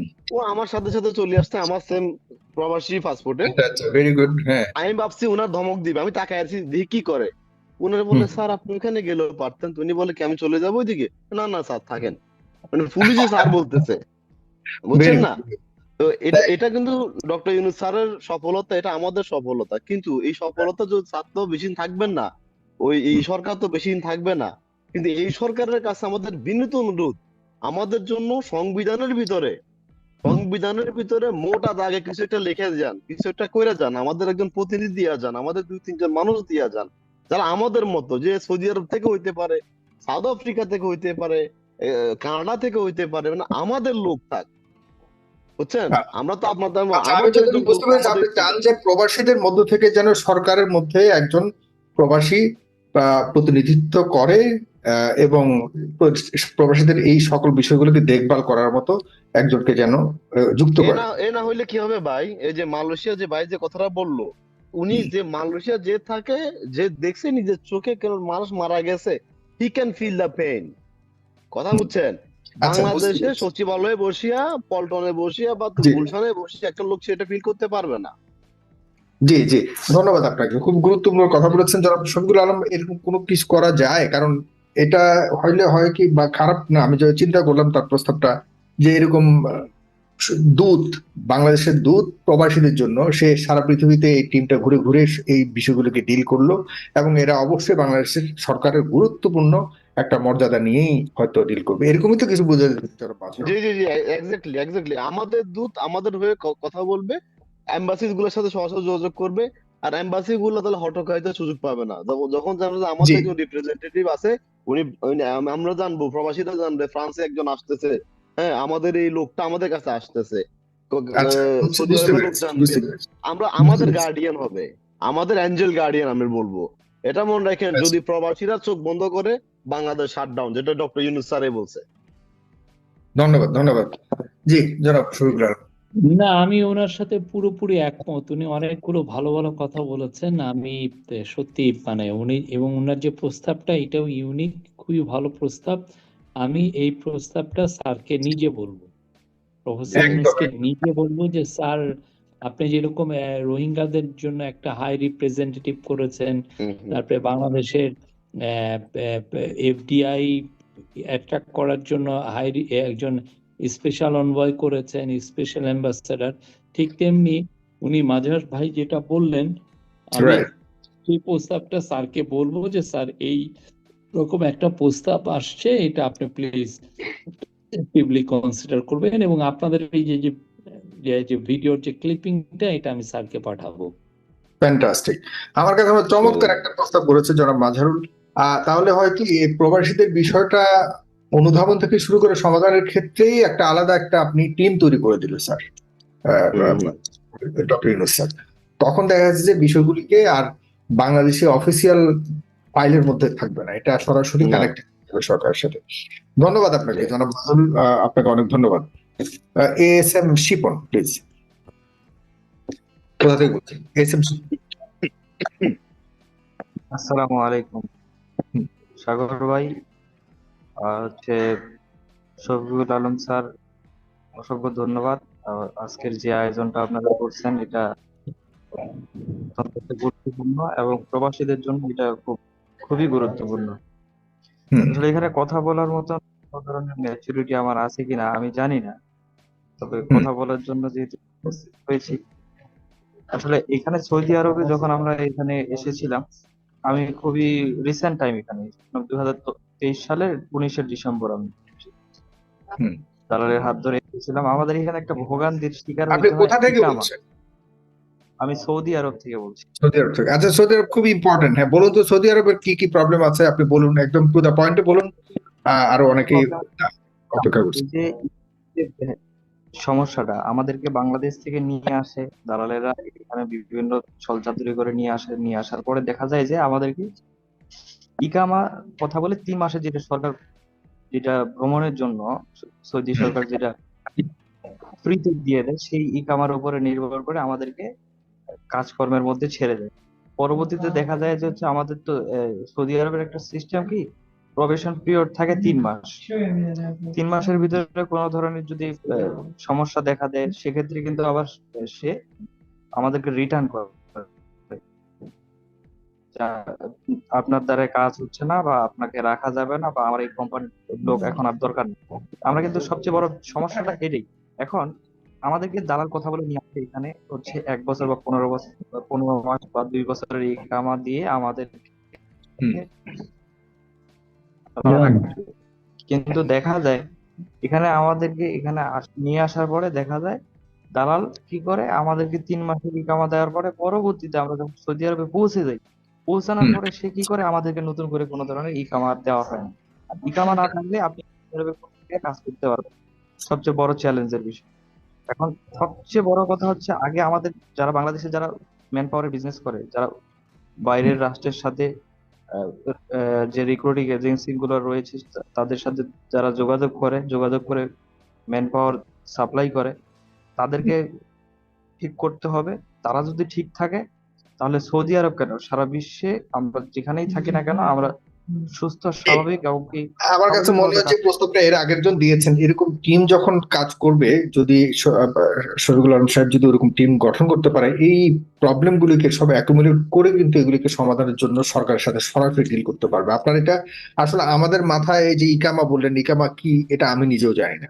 আমি জানি না শফিক ভাই কতটুকু জানেন, কিন্তু আপনাদের এই বিষয়গুলিকে আসলে আরো আহ হ্যাঁ, আপনারা হয়তো জানেন, এক এক দেশের এক এক ভাষা, তো এগুলিকে আসলে টেবিল ওয়ার্ক না করলে, খুব গ্রাউন্ড ওয়ার্ক না করলে এগুলো বোঝা যাবে না। তবে সৌদি আরবে যে অনেক প্রবলেম আছে, এটা আমরা সবাই জানি। সৌদি আরব বা বড়, বিশেষ করে মালয়েশিয়া, প্রবাসী যে অনেক প্রবলেম আছে সেটি জানি। এখন আপনি বলছেন যে আপনারা কি আসলে ওখানকার যে হাই কমিশন রয়েছে বা দূতাবাস রয়েছে, সেখান থেকে কি সহযোগিতা পান আপনারা? না, দূতাবাস তো জানেই না সৌদি আরবে কতজন লোক বাংলাদেশি কতজন মানুষ আছে, দূতাবাসের কাছে কোনো খবরই নেই। দূতাবাস বলতেই পারে না। দূতাবাস কি আমাকে চিনে?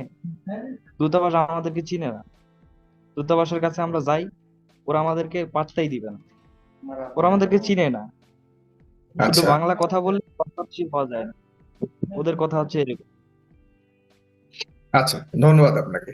জি, শোয়েব ভাই, আপনি এই বিষয়ে মানে বিশেষ করে সৌদি আরবের এই যে যেসব কর্ম ভিসা নিয়ে যায়, এইসব কর্ম ভিসার মধ্যে অনেক ফ্রড থাকে, অনেক ফালস ইনফরমেশন দিয়ে নিয়ে যায়, সেখানে গিয়ে দেখা যাচ্ছে মালিকদের সাথে তাদের সাক্ষাৎ হয় না, বা তারপর তারা দেখা যাচ্ছে যে কর্ম পায় না, সে কর্ম না পেলে তারা রাস্তায় রাস্তায় ঘুরে, এবং সেটার জন্য আবার দেশে ব্যাক করার যে একটা উপায় সেটাও পারে না, কারণ তাদের পকেটে পয়সা থাকে না, আবার সেখানে কাগজপত্রের অনেক প্রবলেম হয়ে যায়। সৌদি আরব তো আপনি জানেন, ওই মালিকদের অনেক পারমিশন না থাকলে অনেক কিছু করতে পারে না। এই বিষয়গুলি মানে হামসা ঘটে থাকে। এগুলোর জন্য যে আমাদের দূতাবাসের যে একটা অ্যাসিস্ট্যান্স পাওয়ার প্রয়োজন, বা এই ধরনের অ্যাসিস্ট্যান্স দেয় না বললেই চলে, যেটা যতটুকু আমি বুঝলাম, আপনি যদি বলেন। না, এইটা কিন্তু নতুন কোনো কমপ্লেন না, এটা অনেক পুরনো Right. কমপ্লেন। আমি যখন জার্নালিস্ট ছিলাম এই কমপ্লেনটা আমি প্রায় শুনতাম। খুবই আনফরচুনেট। তো আমি আমি এই আলাপগুলো নতুন করে যখন আবার শুনছি, তা আমি আবার বলবো স্যারকে, প্রফেসর ইউনূসের কাছেও এটা নিব, এবং আসিফ নজরুল কাছেও বলবো যে এই বিষয়টা মানে এটা হুম এই যেটা হুম।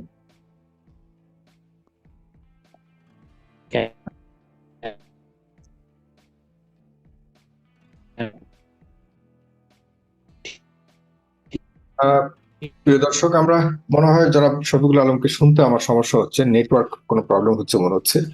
জনাব শফিকুল আলম নিউজ আপনাকে- নোটিশটা একটা অংশ যে ম্যানপাওয়ার সেক্টরে একটা ধরনের নৈরাজ্য সৃষ্টি হয়েছে, এবং অনেকে এখানে আসছেন এই মন্ত্রী হওয়াতেই, যে যাতে তারা ম্যানপাওয়ার রিক্রুটিং এজেন্সি গুলো থেকে একটা মোটা অঙ্কের টাকা বানাইতে পারেন, অনেকে এই ধান্দায় আসেন।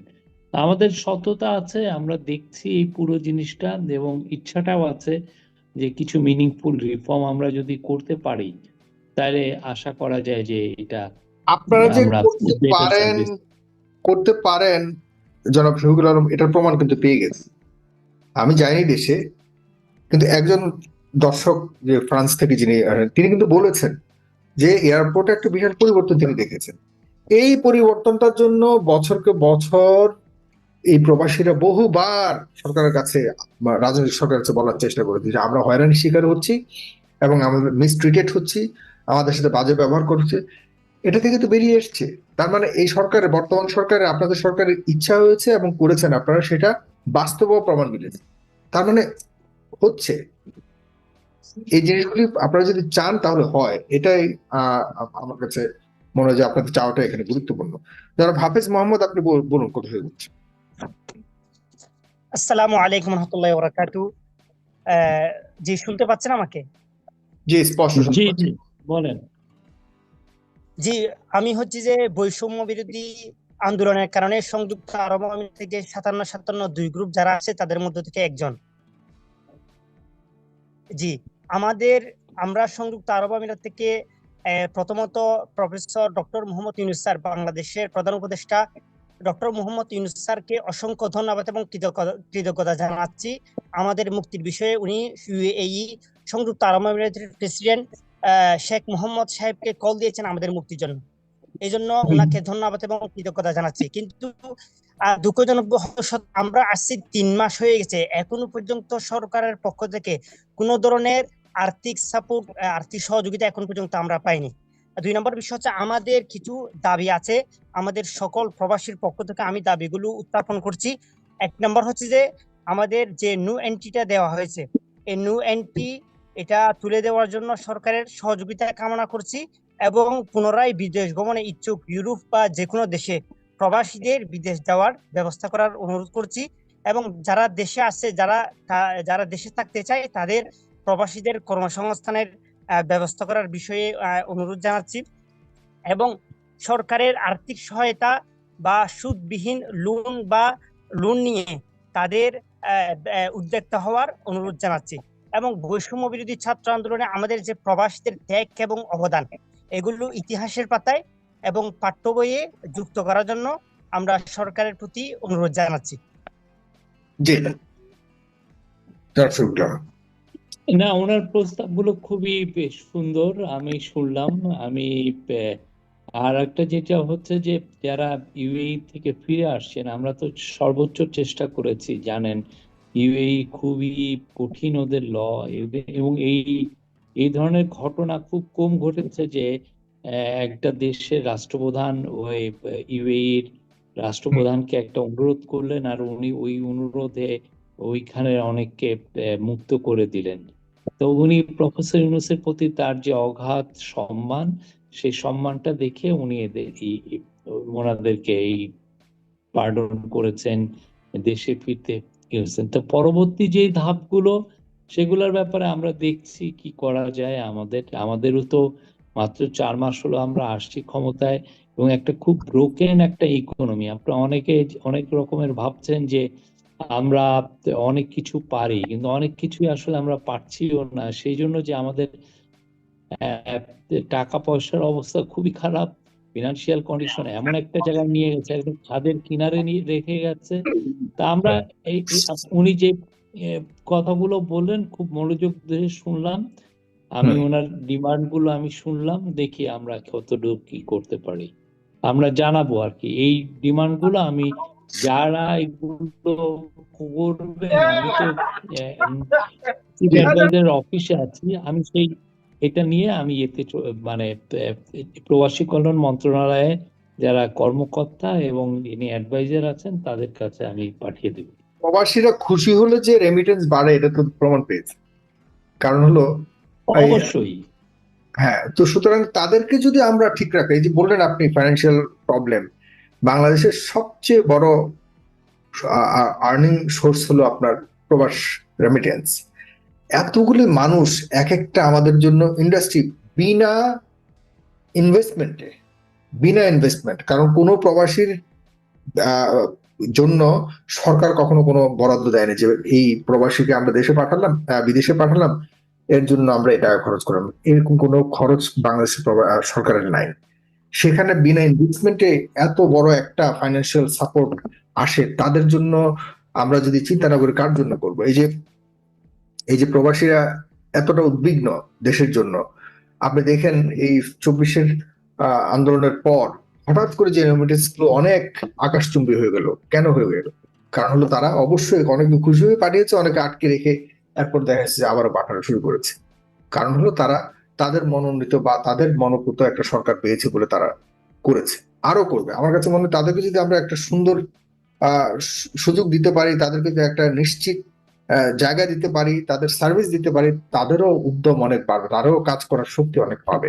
এই জায়গাটাতে আমাদের মানসিকভাবে তাদের সাপোর্ট দেওয়া, সমর্থন দেওয়া অনেক বেশি জরুরি বলে আমি মনে করি। জনাব কবির হোসেন, না ঠিক, আপনার সাথে আমি আপনার সাথে আরেকটা বিষয় বলতে চাই। না, আরেকটা বিষয় না নেই, জনাব হাফিজ মোহাম্মদ, ধন্যবাদ। আমি আরো কয়েকজনকে যুক্ত করেছি, প্লিজ। স্যার সাথে আমরা একটু সাক্ষাৎ করতে চাই, আমরা আমাদের একটা প্রতিনিধি টিম হলেও ওনার সাথে আমরা একটু সাক্ষাৎ করতে চাই, ওনার আমাদের ধন্যবাদটুকু ওনাকে পৌঁছে দিতে চাই। ঠিক আছে, ঠিক আছে, পরে আপনাকে জানানো হবে। ধন্যবাদ আপনাকে। জি, দুটো কমন ইস্যু আছে জনাব শফিকুল আলম। এক হলো প্রবাসীদের সব দেশে মোটামুটি পাসপোর্ট সংশোধনের একটা সুযোগ ছিল, যেটা আমাদের কাছে বহুবার আসে। এই পাসপোর্ট সংশোধন না করার কারণে ইউরোপ থেকে শুরু করে বিভিন্ন দেশে গুরুত্বপূর্ণ এই কমেন্ট বক্স আমি দেখছিলাম, তারা সবাই আপনার প্রতি নজর রাখে। প্রায় এখন 5,000-6,000 মানুষের মতো এই মুহূর্তে দেখছে, তারা সবাই কিন্তু প্রবাসী। এই প্রবাসীর বেশিরভাগ কনসার্ন হলো তাদের যে পাসপোর্ট সংক্রান্ত ইস্যু, যেটা হলো রিনিউয়াল তো আছে, কিন্তু সংশোধনের একটা ব্যাপার, যেটার কারণে আপনি ভালো করে জানেন আমাদের দেশে যখন জন্মগ্রহণ করে, পাসপোর্ট যখন বানায়, অনেকেই বুঝে না বুঝে নিজের ইচ্ছা মতো একটা জন্ম তারিখ দিয়ে দেয়, এবং দেখা যাচ্ছে যে স্কুল কলেজের যে সনদ থাকে সেগুলির সাথে মিল না রেখে বানানোর অনেক ভুল হয়ে যায়। এগুলি ইচ্ছাকৃত ভাবে যে করে তা না, মানে অনেকটাই তাড়াহুড়োর মধ্যে এবং সচেতনতাহীনতার কারণে এটা করে ফেলে। এরপরে দেখা যাচ্ছে যখন বিদেশে যায় সেখানে একটা যখন তাদের একটা মানে কাঠামোর মধ্যে তাদের পড়তে হয়, তখন এই একটা বিষয় চ্যালেঞ্জ হিসেবে দাঁড়ায়, কারণ তাদের মানে শিক্ষাগত সনদের সাথে তাদের ডকুমেন্টের মিল থাকে না, পাসপোর্টের মিল থাকে না, পাসপোর্টের নামের সাথে জন্ম তারিখের সাথে আইডি কার্ডের মিল থাকে না। এই সংক্রান্ত কিছু বিষয় নিয়ে অনেকেই একটা খুবই খারাপ অবস্থাতে আছে। তারা চায় এই সরকার একটু শিথিল করুক পাসপোর্টটাকে, যেন তারা তাদের ওইখানকার প্রয়োজন মোতাবেক যেন কিছুটা হলো সংশোধন করার সুযোগ পায়। এই জিনিসটার ব্যাপারে আপনি কতটুকু সিরিয়াসলি নেবেন, এক। আর দুই হলো, আরো বড় সমস্যা হলো বিদেশ প্রবাসে যারা থাকে তাদের দেশে যে আত্মীয় স্বজন থাকে এবং তারা বিদেশে থেকে যখন দেশে ফিরে যায় তখন একটা মানবেতর কঠিন জীবনযাপনের সম্মুখীন হতে হয় তাদের প্রত্যেকটা তাদের ব্যাপারে কি করণীয় আছে সরকারের? কারণ বাংলাদেশে যখন একটা চাকরি করে, আপনারা যখন চাকরি করেন আমাদের দেশে সরকারি চাকরি করলেও কিন্তু তারা মৃত্যুর আগে মানে চাকরি থেকে অবসর গ্রহণের পর তাদের কিছু হলো সহায়তা দেয় সরকার, কিন্তু এই প্রবাসীদের জন্য এরকম কোনো ধরনের প্রয়োজনে প্রবাসীদের কাছ থেকে এখন থেকে আপনি টাকা পয়সা নেন, নিয়ে একটা মানে একটা নিশ্চয়তার জন্য কিছু করা যায় কিনা এই অবসরকালীন সময়ের মতো করে, এরকম কোন চিন্তা ভাবনা আছে কিনা? এটা আমার পক্ষ থেকে আপনার কাছে দুইটা প্রশ্ন করে রাখলাম। তবে এর আগে আপনার কাছে যাওয়ার আগে আমি এই পর্যায়ে আরেকজন প্রশ্নকর্তার প্রশ্ন নিয়ে আপনার কাছে আসছি। কবির হোসেন বলুন, জার্মানি থেকে লেখা আছে, বলুন। জি কবির হোসেন বলুন।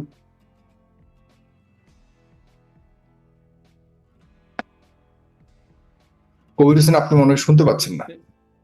হ্যাঁ বলুন বলুন। জি ধন্যবাদ সাইফুর ভাই, আমি জার্মানি থেকে বলছি। আমি বেসিক্যালি জি, আমাকে কি শুনতে পাচ্ছেন?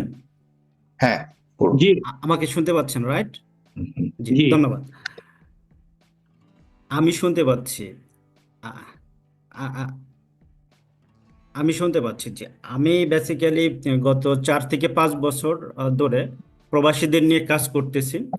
তো গত 4 থেকে 5 বছরে মানে আমার বলতে পারেন বাংলাদেশের যতগুলো প্রবাসী বিভিন্ন দেশে আছে প্রায় প্রত্যেকটা দেশের প্রবাসীদের সমস্যাগুলো নিয়ে শুনেছি এবং তাদেরকে নিয়ে কাজ করে যে বিষয়টা আমি পেয়েছি সেটা হলো যে তাদের খুব বেশি যে সমস্যা আছে সে সমস্যা না, তাদের যৌক্তিকভাবে কয়েকটি সমস্যা আছে, সে সমস্যাগুলো সমাধান করতে কোটি কোটি টাকার প্রয়োজন নয়, শুধুমাত্র আন্তরিকতার প্রয়োজন।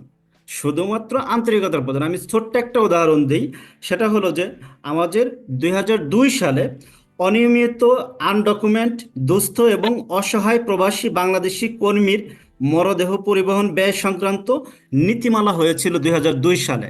সেই নীতিমালা হয়েছিল বাংলাদেশে প্রবাসী যারা আছে বিভিন্ন দেশে সেটাকে বাংলাদেশে রাষ্ট্রীয় খরচে নেওয়ার জন্য। সে নীতিমালা কিন্তু হয়েছে, আইন হয়েছে, কিন্তু সেটার বাস্তবায়ন হয়নি। এটার বাস্তবায়ন হতে কি হচ্ছে আমাদের আরো 1 যুগ মানে অপেক্ষা করতে হবে, বিষয়টা কিন্তু এরকম না।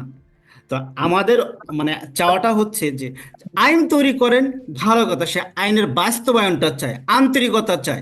আমি আমরা সেটাই আজকের চাচ্ছি। অতিথির কাছে হচ্ছে যে সরকারের রাষ্ট্রীয় দায়িত্বশীল জায়গায় আছেন, ওনার কাছে অনুরোধ করব যে 2002 সালের যে নীতিমালা আছে এটা মানবিক দৃষ্টিকোণ থেকে হলেও, এটা সর্বোচ্চ মানবিক দৃষ্টিকোণ, আমি মারা গেছি আমার লাশটা আমার বাপ মা বাংলাদেশে দেখতে চায়, এটা যেন বাস্তবায়নটা করে।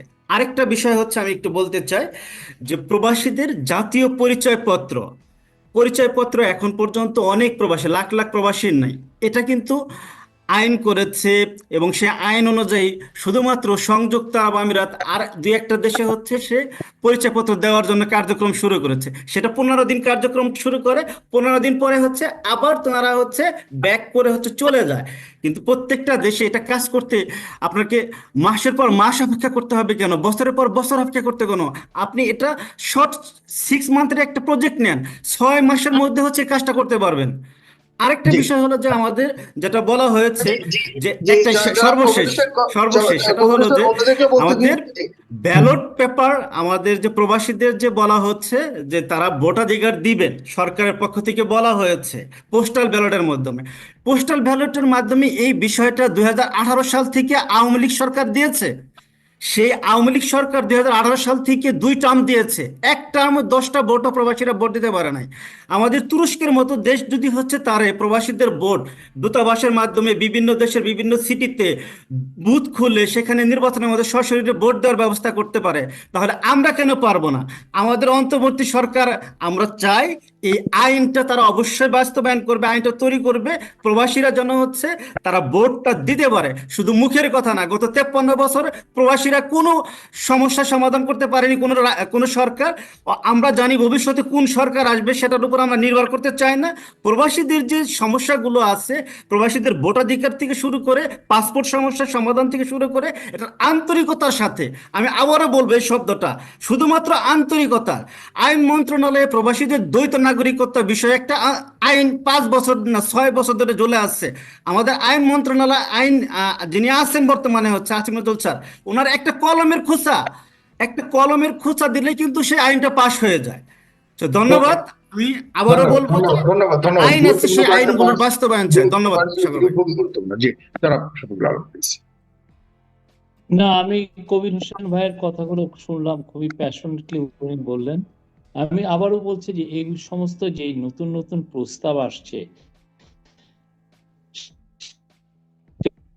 এগুলো যদি লিখিত দেন আমাদের জন্য, আমি একসাথে করে আমি আসিফুল স্যার এবং সাথে যিনি প্রবাসী কল্যাণ মন্ত্রণালয়ের যিনি সেক্রেটারি আছেন তাদেরকে আমি হাতে হাতে দিব। এটুকু আমি শুনলাম, এগুলো অনেক ভালো ভালো প্রস্তাব নিঃসন্দেহে।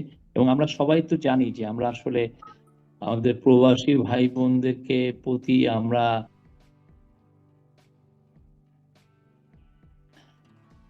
যেই সার্ভিসটুকু, যেই বছরের পর বছর না, এটা হলো দশকের পর দশক এই হচ্ছে। কম্পেয়ার টু আপনি যদি দেখেন যে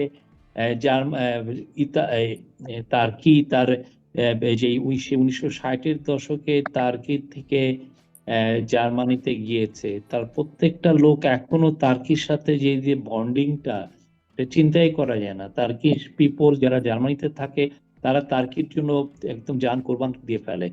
টার্কির আজকে যে এখন যেই অবস্থায় আসছে, একটা ইকোনমি অনেক বেটার, এটার অনেক বড় একটা আপনি আসলে বড় ইসরায়েলের কথা একটা বলেন। Role play. ইসরায়েল আমরা পছন্দ করি না, তারা সারা পৃথিবীতে ছড়িয়ে ছিটিয়ে থাকে, তাদের যত গোত্র আছে সবার সাথে কিন্তু একটা নারীর বন্ধন আমি তারা মেনটেন। ইসরায়েলেরটা আনতে চাচ্ছি না, কেননা ইসরায়েলের বিষয়টা এখানে না। ইসরায়েলের ধরেন একটা ধরনের বন্দোবস্ত করে বাল্ফুরের মাধ্যমে ওরা ওই জায়গাটা নিয়েছে, সেই জায়গাটা নিয়ে আমি করছি না। আমি কিন্তু অন্যান্য দেশের ক্ষেত্রে যেটা এই যে ইয়ের ক্ষেত্রে, বা আপনি আয়ারল্যান্ডের দেখেন, আয়ারল্যান্ডের থেকে আপনার আমেরিকায় লোকজন যাওয়া শুরু করেছিল ওদের যখন পটাটো মানে আলুর একটা দুর্ভিক্ষ হতো। ওদের মূল খাবার ছিল আলু। এই আলু দুর্ভিক্ষ হতো 1840-50 এই সময়ের দিকে। তো ওইখানে ধরেন এই যে এখন যে বাইডেন যিনি আমেরিকান প্রেসিডেন্ট, তার দাদা, এরা সব ওই সময় আসছেন। তো ঠিক তেমনি মানে প্রত্যেকটা সোসাইটি, বা ইতালির ক্ষেত্রে দেখেন আপনি, ইতালিয়ানরা এখনো নিউ ইয়র্কে, ওদের প্রচুর বসতি। তো আমাদের আসলে সেই সম্মানের জায়গা আমাদেরই তৈরি করতে হবে। এটা নিয়ে আমাদের সবাই মিলে বলতে হবে, এবং আমরা এই জায়গাটা পারবো, আমরা আশা করছি। একটু স্লো হয়তো বা হচ্ছে, আপনার মনে হচ্ছে। আমরা আজকে এই যে দাবি দাওয়াগুলি নিয়ে চমৎকার ভাবে এমন একটা আয়োজনের মাধ্যমে জানাচ্ছে সবাই। আমরা চাই না এই ধরনের দাবি দেওয়া নিয়ে আরো কঠিন পর্যায়ে যাক। সমস্যা হলো আমাদের দেশে যে কোনো দাবি দেওয়া নিয়ে রাজপথে রাস্তাঘাট ব্লক না করলে সরকার শুনে না কথা। এখন প্রবাসীদের তো আর সেটা করার সুযোগ নাই, কিন্তু প্রবাসীদের কথা, প্রবাসী যে বিভিন্ন সভ্য দেশে থাকে, আমি মনে করি যে এই ধরনের একটা আয়োজন সরকারকে অবশ্যই সিরিয়াসলি নেওয়া উচিত, এবং আপনি সেই পথটুকু খুলে দেবেন। আমার কাছে মনে হয় যে এই অ্যাক্সেস এবং এইটা করবার জন্য আপনার সেই সক্ষমতা এবং ক্যাপাবিলিটি আছে, আপনি সেটা অবশ্যই দেখাবেন আশা করি। জন খুরশিদ আলম, বলুন কোথা থেকে বলছেন? আমি আর বেশি সময় হয়ে গেছে। আসসালামু আলাইকুম সাগর ভাই, ধন্যবাদ। শুনতে পাচ্ছেন? জি, শুনতে পাচ্ছি, বলুন। আমি কুয়েত থেকে বলছি। আমার অভিযোগ হলো আমাদের দেশের এই যে ইন্ডিয়ান একটা ভিসা কুয়েতে আসতে 2 লাখ টাকা লাগে, সেম ভিসা 7 লাখ 8 লাখ টাকা লাগে কোম্পানির ভিসা। এরপরে ওই যে পররাষ্ট্র সচিব আসছিল ওই যে লামানা বলে আর কি, যে ভিসা বন্ধ, প্রাইভেট ভিসা বন্ধ, লামানা করতে হয়, ওখানে অনেক টাকা লাগে, কিন্তু কোনো দেশের লাগে না, শুধুমাত্র আমাদের বাংলাদেশিদের জন্য ভিসা লামানা লাগে। একটা কোম্পানি ভিসা 7 লাখ 8 লাখ, আর প্রাইভেট দোকানের ভিসা 10 লাখ 12 লাখ, হাউস বয় ভিসা 500 লাখ টাকা। কিন্তু হাউস বয় ভিসা 1 লাখ টাকা দিয়ে ইন্ডিয়ারা আসে, company visa 2 lakh, private visa 2 থেকে 2.5 লাখ টাকা দিয়ে আসে। আর একটা হলো বিমান বাংলাদেশ এয়ারলাইন্স, আপনি টিকিট লাই যাবেন, বলবো যে সিট নেই, কিন্তু আপনি ঘুমিয়ে যেতে পারেন বাংলাদেশে। আর টিকিটের দাম সবচেয়ে কোনো বিমান বাংলাদেশে যেতে হলে অন্য দেশ থেকে ডাবল দাম টিকিটের। জি, এই এসব নিয়ে সমস্যা কথা বলেছি জনাব খুরশিদ আলম, শুরুর দিকে এসব নিয়ে আমার কথা আরেকটা বলেছি, কথা তারপর আপনি বলেছেন। ধন্যবাদ। আরেকটা হলো যে এই যে প্রবাসীদেরকে সব সরকার বলে আমাদের অর্থনীতি শক্তিশালী করে প্রবাসীরা, ডায়মন্ড এটা সেটা বলে, সব সরকার বলে, কিন্তু কেউ প্রবাসীর জন্য কিছু করে নেই। কারণ আমি স্যারের কাছে আমার একটা দাবি যে প্রবাসীদের জন্য যেরকম সরকারি সার্কেল স্যারকে মেয়াদ শেষ হলে যে কিছু মাসে মাসে ভাতা হয় অথবা এককালীন ভাতা হয়, এরকম কোন যদি সরকার করে দেয় তো প্রবাসীর জন্য অনেক উপকার হতো আর কি। ধন্যবাদ আমাকে যুক্ত করার জন্য। ধন্যবাদ। ইঞ্জিনিয়ার মোস্তফা সরোয়ার, প্লিজ আপনি বলুন। আসসালামু আলাইকুম সাকির ভাই, আমাকে শোনা যাচ্ছে? জি, শোনা যাচ্ছে। আপনি কোথা থেকে বলছেন একটু বলে এরপরে। যে আমি বাংলাদেশ থেকেই বলছি, কিন্তু আমি একসময় আসলে একটি গ্রুপ অফ কোম্পানিতে চাকরি করতাম, যেখানে আসলে প্রবাসীদেরকে নিয়ে ডিল করা হতো। স্পেশালি সেখানটায় আমি দেখেছি আসলে পরিমাণ লেবার শ্রেণীর লোকজনকে মিডিল ইস্টে স্পেশালি সৌদি আরবে পাঠানো হতো, এবং দেখা যেত যে একটা দালাল নির্ভর যেই রিক্রুটমেন্ট সিস্টেম, এই রিক্রুটমেন্ট সিস্টেমের কারণেই আসলে এদেরকে প্রচুর পরিমাণ টাকা দিতে হয়। এখানে যতগুলা আসছে, কমপ্লেনগুলো আসছে, আপনি সবগুলা হিসাব করে দেখেন, আমাদের একটা প্রবাসী মন্ত্রণালয় আছে, একটা মন্ত্রণালয়ে থাকা সত্ত্বেও কিন্তু এই ধরনের প্রবলেমগুলো আসারই কথা ছিল না। কিন্তু গোড়া থেকে জিনিসটা যদি শুরু হয়, যে একেবারে রিক্রুটমেন্ট পলিসি যদি শুরু হয়, ওইখানটায় যে দালাল নির্ভর যে রিক্রুটমেন্ট সিস্টেম, যে প্রত্যেকটা দালাল এক হাত ঘুরে গেল 20,000 টাকা থেকে 50,000 টাকার মতো করে কিন্তু অ্যাড হচ্ছে। এটা কাকে দিতে হচ্ছে? ওই ভুক্তভোগী যে প্রবাসী হতে ইচ্ছুক তাকে। সে তো গোড়ার থেকেই ঠকতেছে। এইটা কিন্তু এখন যে সিস্টেম গুলা ওনারা ফেস করতেছে বাইরে যেয়ে, কিন্তু এই বাইরে যে সবগুলা সিস্টেমের গোড়ায় কিন্তু মানে এই বাংলাদেশ থেকে শুরু হচ্ছে। এইটা কিন্তু কন্ট্রোল করা এখনই সম্ভব, এটা ইমিডিয়েটলি কন্ট্রোল করা সম্ভব। এবং এইটা যদি কন্ট্রোল করতে না পারে মন্ত্রণালয়, তাহলে এই ঘোড়ার ডিমের মন্ত্রণালয়ে কিছু আসে যায় না। তো বর্তমান সরকারের উদ্যোগ হওয়া উচিত এইখান থেকে শুরু করা। যদি শুরু করতে পারে তাহলে প্রত্যেকটা প্রস্তাবনা এক করে সম্ভব, মানে সেগুলাকে কিন্তু যাচাই বাছাই করে এগুলা ঠিক করে সংশোধন করা সম্ভব। কিন্তু এই দালাল নির্ভর রিক্রুটিং সিস্টেমটা যদি না শেষ করতে পারে, তাহলে রিক্রুটিং এজেন্সিরা আস্তে আস্তে কোটিপতি হবে, আর এদিক দিয়ে আমাদের সহায় সম্বলহীন জমি বিক্রি করা মানুষগুলা আরো নিজেদেরকে একেবারে সহায়হীন হয়ে যাবে। ঠিক আছে, কারণ ওই লেবার শ্রেণীরা কখনোই 2 থেকে 3 বছরের যেই অ্যাপয়েন্টমেন্ট নিয়ে যায়, সেখান দিয়ে তারা কোনোদিনে ওই জমি আর ফেরত পায় না, যে জমি তারা বিক্রি করে যায়। আমি মনে করি যে এই জায়গায় মন্ত্রণালয়ের হস্তক্ষেপ করা উচিত ইমিডিয়েটলি। ধন্যবাদ। জি, ধন্যবাদ। জনাব শফিকুল আলম, আমি জানি বা আমিও বুঝি যে এই বিষয়গুলি এগুলো দীর্ঘদিন শুনে আসা জিনিস, আপনার কাছে এগুলো কমন বলে মনে হবে, কিন্তু এটাকে আমরা, তার মানে কি ব্যাপারটা এরকম আমরা সয়ে গেছি এবং এটা এখনো সয়ে যেতে হবে এবং এই বাস্তবতা মেনে নিতে হবে, কিন্তু নাকি মানুষ মনে করে যে আপনারা দীর্ঘদিন সয়ে আসার বিষয় থেকে এখন আপনারা একটা নিষ্কৃতি দিবেন জনগণকে? কারণ হলে যে মাঝখানে যে মধ্যস্বত্ব ভোগীদের একটা দৌরাত্ম, যেটা একটা মানে কি বলবো এটাকে, যে কোনো খরচকে 2-3 গুণ করে ফেলে শুধুমাত্র তাদের মধ্যস্থতার কারণে, এই জিনিসগুলির ব্যাপারে সরকার কি কোনো ধরনের পদক্ষেপ নেবে কিনা? যেমন ধরেন আমরা এই বিষয়ে যে যখন আনোয়ার ইব্রাহিম আসলেন, মালয়েশিয়ার উদাহরণটা আমরা দিই, আনোয়ার ইব্রাহিমের সাথে কিন্তু প্রফেসর ইউনূসের যে কথাবার্তা হলো, ওখানে উনি ইনফরমালি অনেকগুলো কথা বললেন। যেমন ধরেন এমন কি কোনো সিস্টেম করা যায় যে যাতে আমরা আর মালয়েশিয়ার সরাসরি এখানে ইন্টারভেন কেউ মানে মধ্যস্বত্বভোগী থাকবেই না। এটা নিয়ে খুব সিরিয়াস আলাপ হয়েছে। এই জিনিসগুলোর জন্য করতে হলে অনেক ধরনের ডিজিটাইজেশন করতে অনেক অনেক ক্ষেত্রে মানে যাতে মাঝখানে যে দোষত্বই এই পুরোটাকে আপনি অ্যাবলিশ করাটা একটা মানে স্ট্রাকচারাল কিছু চেঞ্জ করতে হয়। এই চেঞ্জের জন্য উনি কিন্তু কথা বলছেন, এমন না যে কথাগুলো আমরা বলছি না, কথাগুলো বলছে না, আমরা দেখতেছি কোথায় কোথায় আমরা ইফিশিয়েন্টলি এগুলো ম্যানেজ করতে পারবো। বা এটা খুবই লজ্জার বিষয় অনেস্টলি। আমার এটা বলতেও খারাপ লাগে যে আমরা এত বছর হয়ে গেল, 40-50 বছর হয়ে গেল যে আমরা এই এই এক্সপ্লয়টেশনটা দেখছি। বাংলাদেশের একটা লোক যখন মানে মিডল ইস্টে যায়, যে পরিমাণ টাকা সে ব্যয় করে যায়, তার সেই 17-18 মাস লাগে এই পুরো টাকাটা তুলতে। যেখানে নেপালের একজনের ক্ষেত্রে সে তুলে ফেলে জাস্ট 3 মাসের মধ্যে। এটা তো খুবই লজ্জার বিষয়। অনেকে ঋণগ্রস্ত মানে আছেন আমরা বা অনেকে প্রত্যেকটা প্রবাসীদেরকে সরাসরি শোষণ করছি, মানে তার সারাটা না না জীবন। এটা ঠিক। আচ্ছা, এটা আমি তো অস্বীকার করছি না, আমরা তো দেখছি, আমি জার্নালিস্ট ছিলাম, আমি তো দেখেছি।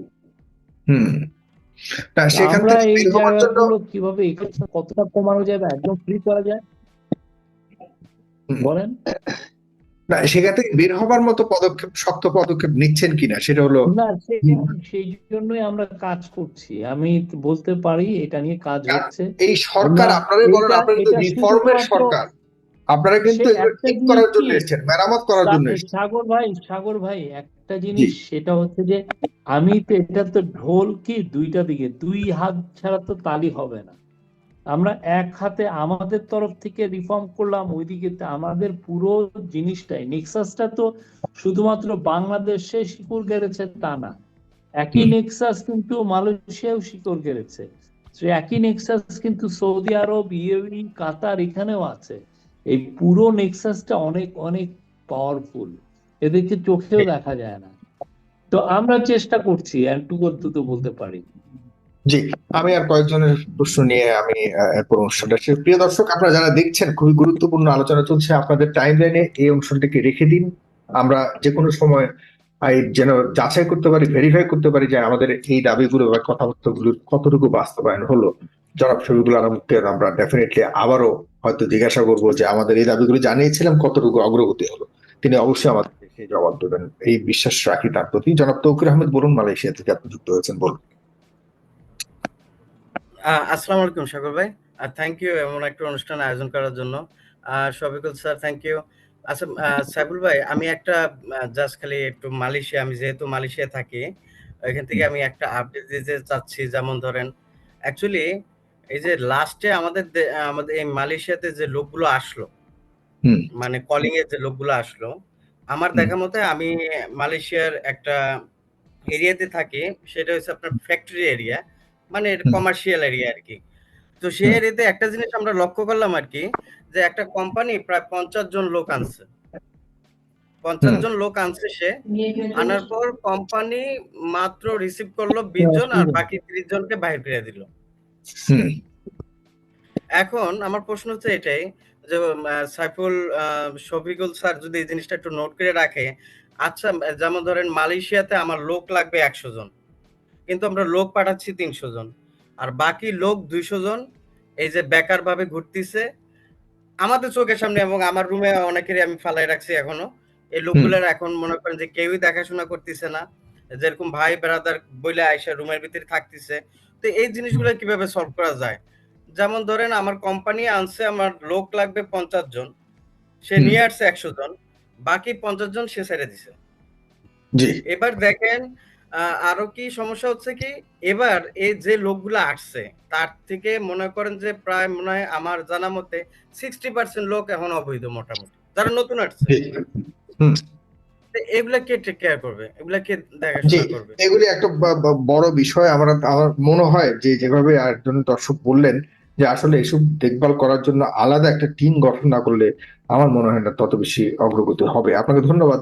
আমি মোহাম্মদ আলী, আপনি বলুন, কোথা থেকে বলছেন? আসসালামু আলাইকুম। সাগর ভাই ভালো আছেন? জি, আর ভালো। শফিকুল কোন স্যারকে কোথা থেকে ধন্যবাদ। বলছেন?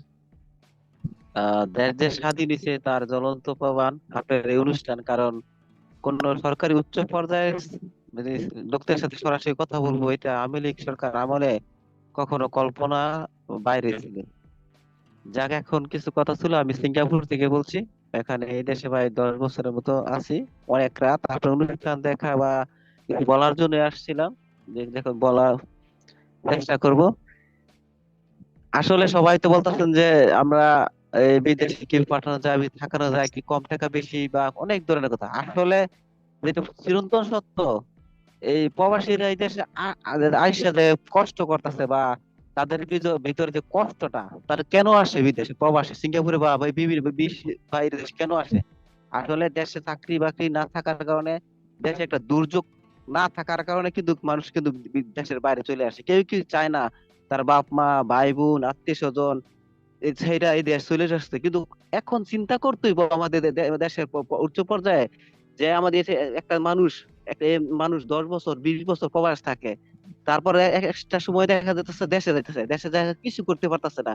এখন তাদের ওই প্রবাসীকে কিভাবে মানে পূর্ণ ওই দেশ বাংলাদেশে যাওয়ার পর তাদের যে মানে মানে যে কি বলবো যে মানে এটা চাকরি ব্যাপার বা তাদেরকে কিছু যে এই বিভিন্ন ধরনের সুযোগ সুবিধা ওইগুলা করার ব্যবস্থা করতে হবে। আর সারা জীবন খালি বিদেশে রাখবো, তাদের জীবন যৌবন শেষ, তাদের পরিবার বাপ মা মারা গেলে দেখতে পারে না, তাদেরকে এই সন্তান যদি ঘনিষ্ঠ দেখতে পারে না, মানে আশেপাশে আত্মীয় স্বজন মারা দেখতে পারে না। আমরা খালি বিদেশে পাঠাই, অথচ বিদেশে যত প্রবাসী আছে তারা কিন্তু বুকের ভিতরে এত কষ্ট যে আমি এই দেশে থাকতে চাই না। আমরা মানে মানে কিছু যদি একটা ইনকামের সোর্স থাকে, আমরা দেশে মানে আমরা চাই দেশে থাকি বা দেশে কিছু করি। ওইটা তাদের মনের ভিতরে সবসময় স্বপ্ন থাকে, আমার মনে স্বপ্ন থাকে, কিন্তু ওইটা চেষ্টা করতে হবে যাতে প্রবাসী যে বাংলাদেশে যে কিভাবে তার ফিরে যেতে পারবে, এই দেশের মানে অর্থনীতি কিভাবে উন্নয়ন কইরা জি আমাদের জি দেশের মানুষকে ফিরে নিতে পারবে। আমি এই ওইটা ব্যাপারে আমি স্যারের কাছে কিছু জানতে চাইছি, ওই ব্যাপারে কি চিন্তা করতেছে আসলে। জি, আপনাকে ধন্যবাদ। আমি সর্বশেষ আজকের মতো আরেকজন দর্শকের কথা শুনে এরপর জনাব শফিকুল আলম আপনার কাছে আসছি। স্যার, জামান হোসাইন বলুন, কোথা থেকে বলছেন? আসসালামু আলাইকুম। আমার কথা কি শোনা যাচ্ছে? হ্যাঁ, স্পষ্ট শোনা যাচ্ছে। আমি ইতালি থেকে বলছিলাম। আজকের এই প্রোগ্রামের সম্মানিত উপদেষ্টা শেষ সচিব, খুবই গুরুত্বপূর্ণ লোক, জনাব শফিকুল আলম ভাই, এবং আজকের এই টক শোর সঞ্চালক জনাব সাইফুর রহমান সাগর, আপনাদেরকে ধন্যবাদ। আসলে মূলত আমি যে কথাটা বলতে চাইছি সেটা হচ্ছে আমি ইতালি, বিশেষ করে আমি যেহেতু ইতালিতে থাকি, আমি ইতালির প্রবাসীদের পক্ষ থেকে দুটো কথা বলতে চাই। সেটা হচ্ছে, এক নম্বর কথা হচ্ছে আমাদের পাসপোর্টের যে সমস্যাগুলো, যেমন মনে করেন আমাদের এখানে যে সৌজন্যর যে ব্যাপারটা, আমাদের যে অনেকের সৌজন্যের মেয়াদ আছে 3 মাস। এখন আমাকে সৌজন্য রিনিউ করাতে হবে, আমার পাসপোর্টের মেয়াদ নাই। পাসপোর্টের মেয়াদের আমি পাসপোর্ট রিনিউ করার জন্য আমি এটা সেজন্য মানে রিনিউ থাকার করার জন্য পারমিশন সেখানে। হ্যাঁ, সেটা থাকার পারমিশন সৌজন্য যেটা, এটা আমি দিলাম। পাসপোর্ট রিনিউ করার জন্য আমি 6 মাস আগে দিলাম অথবা 4 মাস আগে দিলাম, কিন্তু আমার সৌজন্যের মেয়াদ আছে মাত্র 3 মাস। যাই হোক, এখন আমার এই 3 মাস পার হয়ে যাচ্ছে, কিন্তু আমি এখন পর্যন্ত আমার পাসপোর্টটা পাচ্ছি না। আমি এই ব্যাপারটা একটু খুবই গুরুত্ব সহকারে দেখার জন্য অনুরোধ করলাম। পাশাপাশি আমাদের ভিআইপি লঞ্চ যেটা করছে সেটা অবশ্যই খুশির সংবাদ, খুশির খবর। আহ, আমাদের তার চাইতে গুরুত্বপূর্ণ হচ্ছে এই যে প্রবাসীরা অনেক সময় দেখা গেছে যে অনেকেই ভালো ব্যাপার পায়, আবার অনেকেই ভালো ব্যবহার পায় না আমাদের এয়ারপোর্টে। ব্যাপারটা হচ্ছে, আমি 2-3 দিন আগে একটা জিনিস দেখলাম যে আমার পরিচিত কিছু লোক দেশে গেছে, দেশে যাওয়ার পরে তার লাগেজ পাইতেছে না, তার জিনিসপত্র পাইতেছে না, সে 2টা মোবাইল নিয়ে গেছে, তার মোবাইল খোলা নাই। এই যে এই একটা অবস্থা, এগুলোর জন্য একটু যদি ওনারা পদক্ষেপ নেয় তাহলে আমরা খুবই খুশি হব। আমার এই 2টা কথাই ছিল আজকে। জি, ধন্যবাদ আপনাদেরকে। জনাব শফিকুল আলম, অনেকগুলি প্রশ্ন করে আপনার সর্বশেষ কথা শুনে শেষ করবো। প্রিয় দর্শক, অনুষ্ঠান থেকে শেয়ার করবেন। অনেকেই পেন্ডিং এ আছেন, কিন্তু আজকে আমাদের অলরেডি অতিথিকে আমরা 1 ঘন্টার মতো রেখেছি। অনেক রাত বাংলাদেশে, আমি তাকে আর রাখতে চাই না। আবার অন্য সময় তাকে আবারও অন্য কোনো বিষয়ে ডাকবো। তবে আজকের মতো তার শেষ কথা শুনে শেষ করবো। জনাব শফিকুল আলম, প্লিজ। না, আমি শেষ বক্তার কথা দিয়ে, হ্যাঁ, পাসপোর্টের যে সমস্যাটা, এটা খুবই মনে হচ্ছে যে খুব সিরিয়াস। তো সেটার জন্য আমরা চেষ্টা করব। আমি এই পাসপোর্টে নিয়ে যে আমাদের যে হোম অ্যাডভাইজার তাকে এই বিষয়টা বলবো যে এটা খুবই আমি ইতালির কাছ থেকে শুনলাম, সিঙ্গাপুর, মালয়েশিয়া প্রত্যেকটা জায়গায় মনে হচ্ছে, এবং সৌদি আরব, এখানে passport is a big issue, যাতে ইজিলি অ্যাভেলেবল করা যায়। সেকেন্ডটা হচ্ছে যে আরেকজন বললেন যে মানে বিদেশে তো আসলে কেউই যেতে চায় না। আমরা যদি দেশে কর্মসংস্থানের সেই পরিবেশটা তৈরি করতে পারতাম, তাহলে তো আমরা সত্যিকার অর্থে অনেকেই, আমার অনেক ভাই বোন আছেন যারা আসলে দেশে অর্ধেক বেতনে চাকরি করতে চান, বিদেশে যেতেও চান না। কে চায় তার পরিবার পরিজন, ছেলে মেয়ে, ভাই বোনকে ছেড়ে বিদেশে যে একটা বিদেশ হয়ে কোনো তার বন্ধু বান্ধব নাই, একা একা কাজ করা খুবই কষ্টসাধ্য বিষয়। মানবেতর জীবন সরাসরি। আরো হ্যাঁ, এবং রাতে বেজে যে ঘুম যে ঠিক মতো হয়, অনেকে আছেন বছর পর বছর একটা ভালো ঘুমের জায়গাও পান না। তো এটা আমি নিজে দেখেছি, এবং আমার ওনাদের জন্য যে কষ্টটা, এটা আমি ফিল করি, আই ক্যান ফিল ইট। কিন্তু সেটার জন্য আমাদের দেশে যেই কর্মসংস্থান করা উচিত ছিল সেটা আমরা করতে পারি নাই। আগের গভর্নমেন্ট জানেন যে কি পরিমাণ লুটপাট করেছে, ফলে যেই টাকা ইকোনমি ঠিকই কিছু কিছু বছর হয়তো বা ভালো ইকোনমিক গ্রোথ হয়েছে, কিন্তু সেইটার যে টাকা, সেটার যে সারপ্লাস মানি বা সেটার থেকে এক ধরনের রেন্ট সিকিং এর যে টাকাগুলো, এগুলো সব বাইরে চলে গেছে। ফলে আমি এখানে টাকা পয়সা বানাচ্ছি, কিন্তু বিল্ডিং উঠতেছে সিঙ্গাপুরে, বিল্ডিং বেগমপাড়া বড় হচ্ছে টরন্টোতে বা নিউ ইয়র্কে, ওইখানে মানুষ ইনভেস্ট করা মানে হচ্ছে ওইখানে জব তৈরি হওয়া। আমার এখানে জব তৈরি হয় নাই।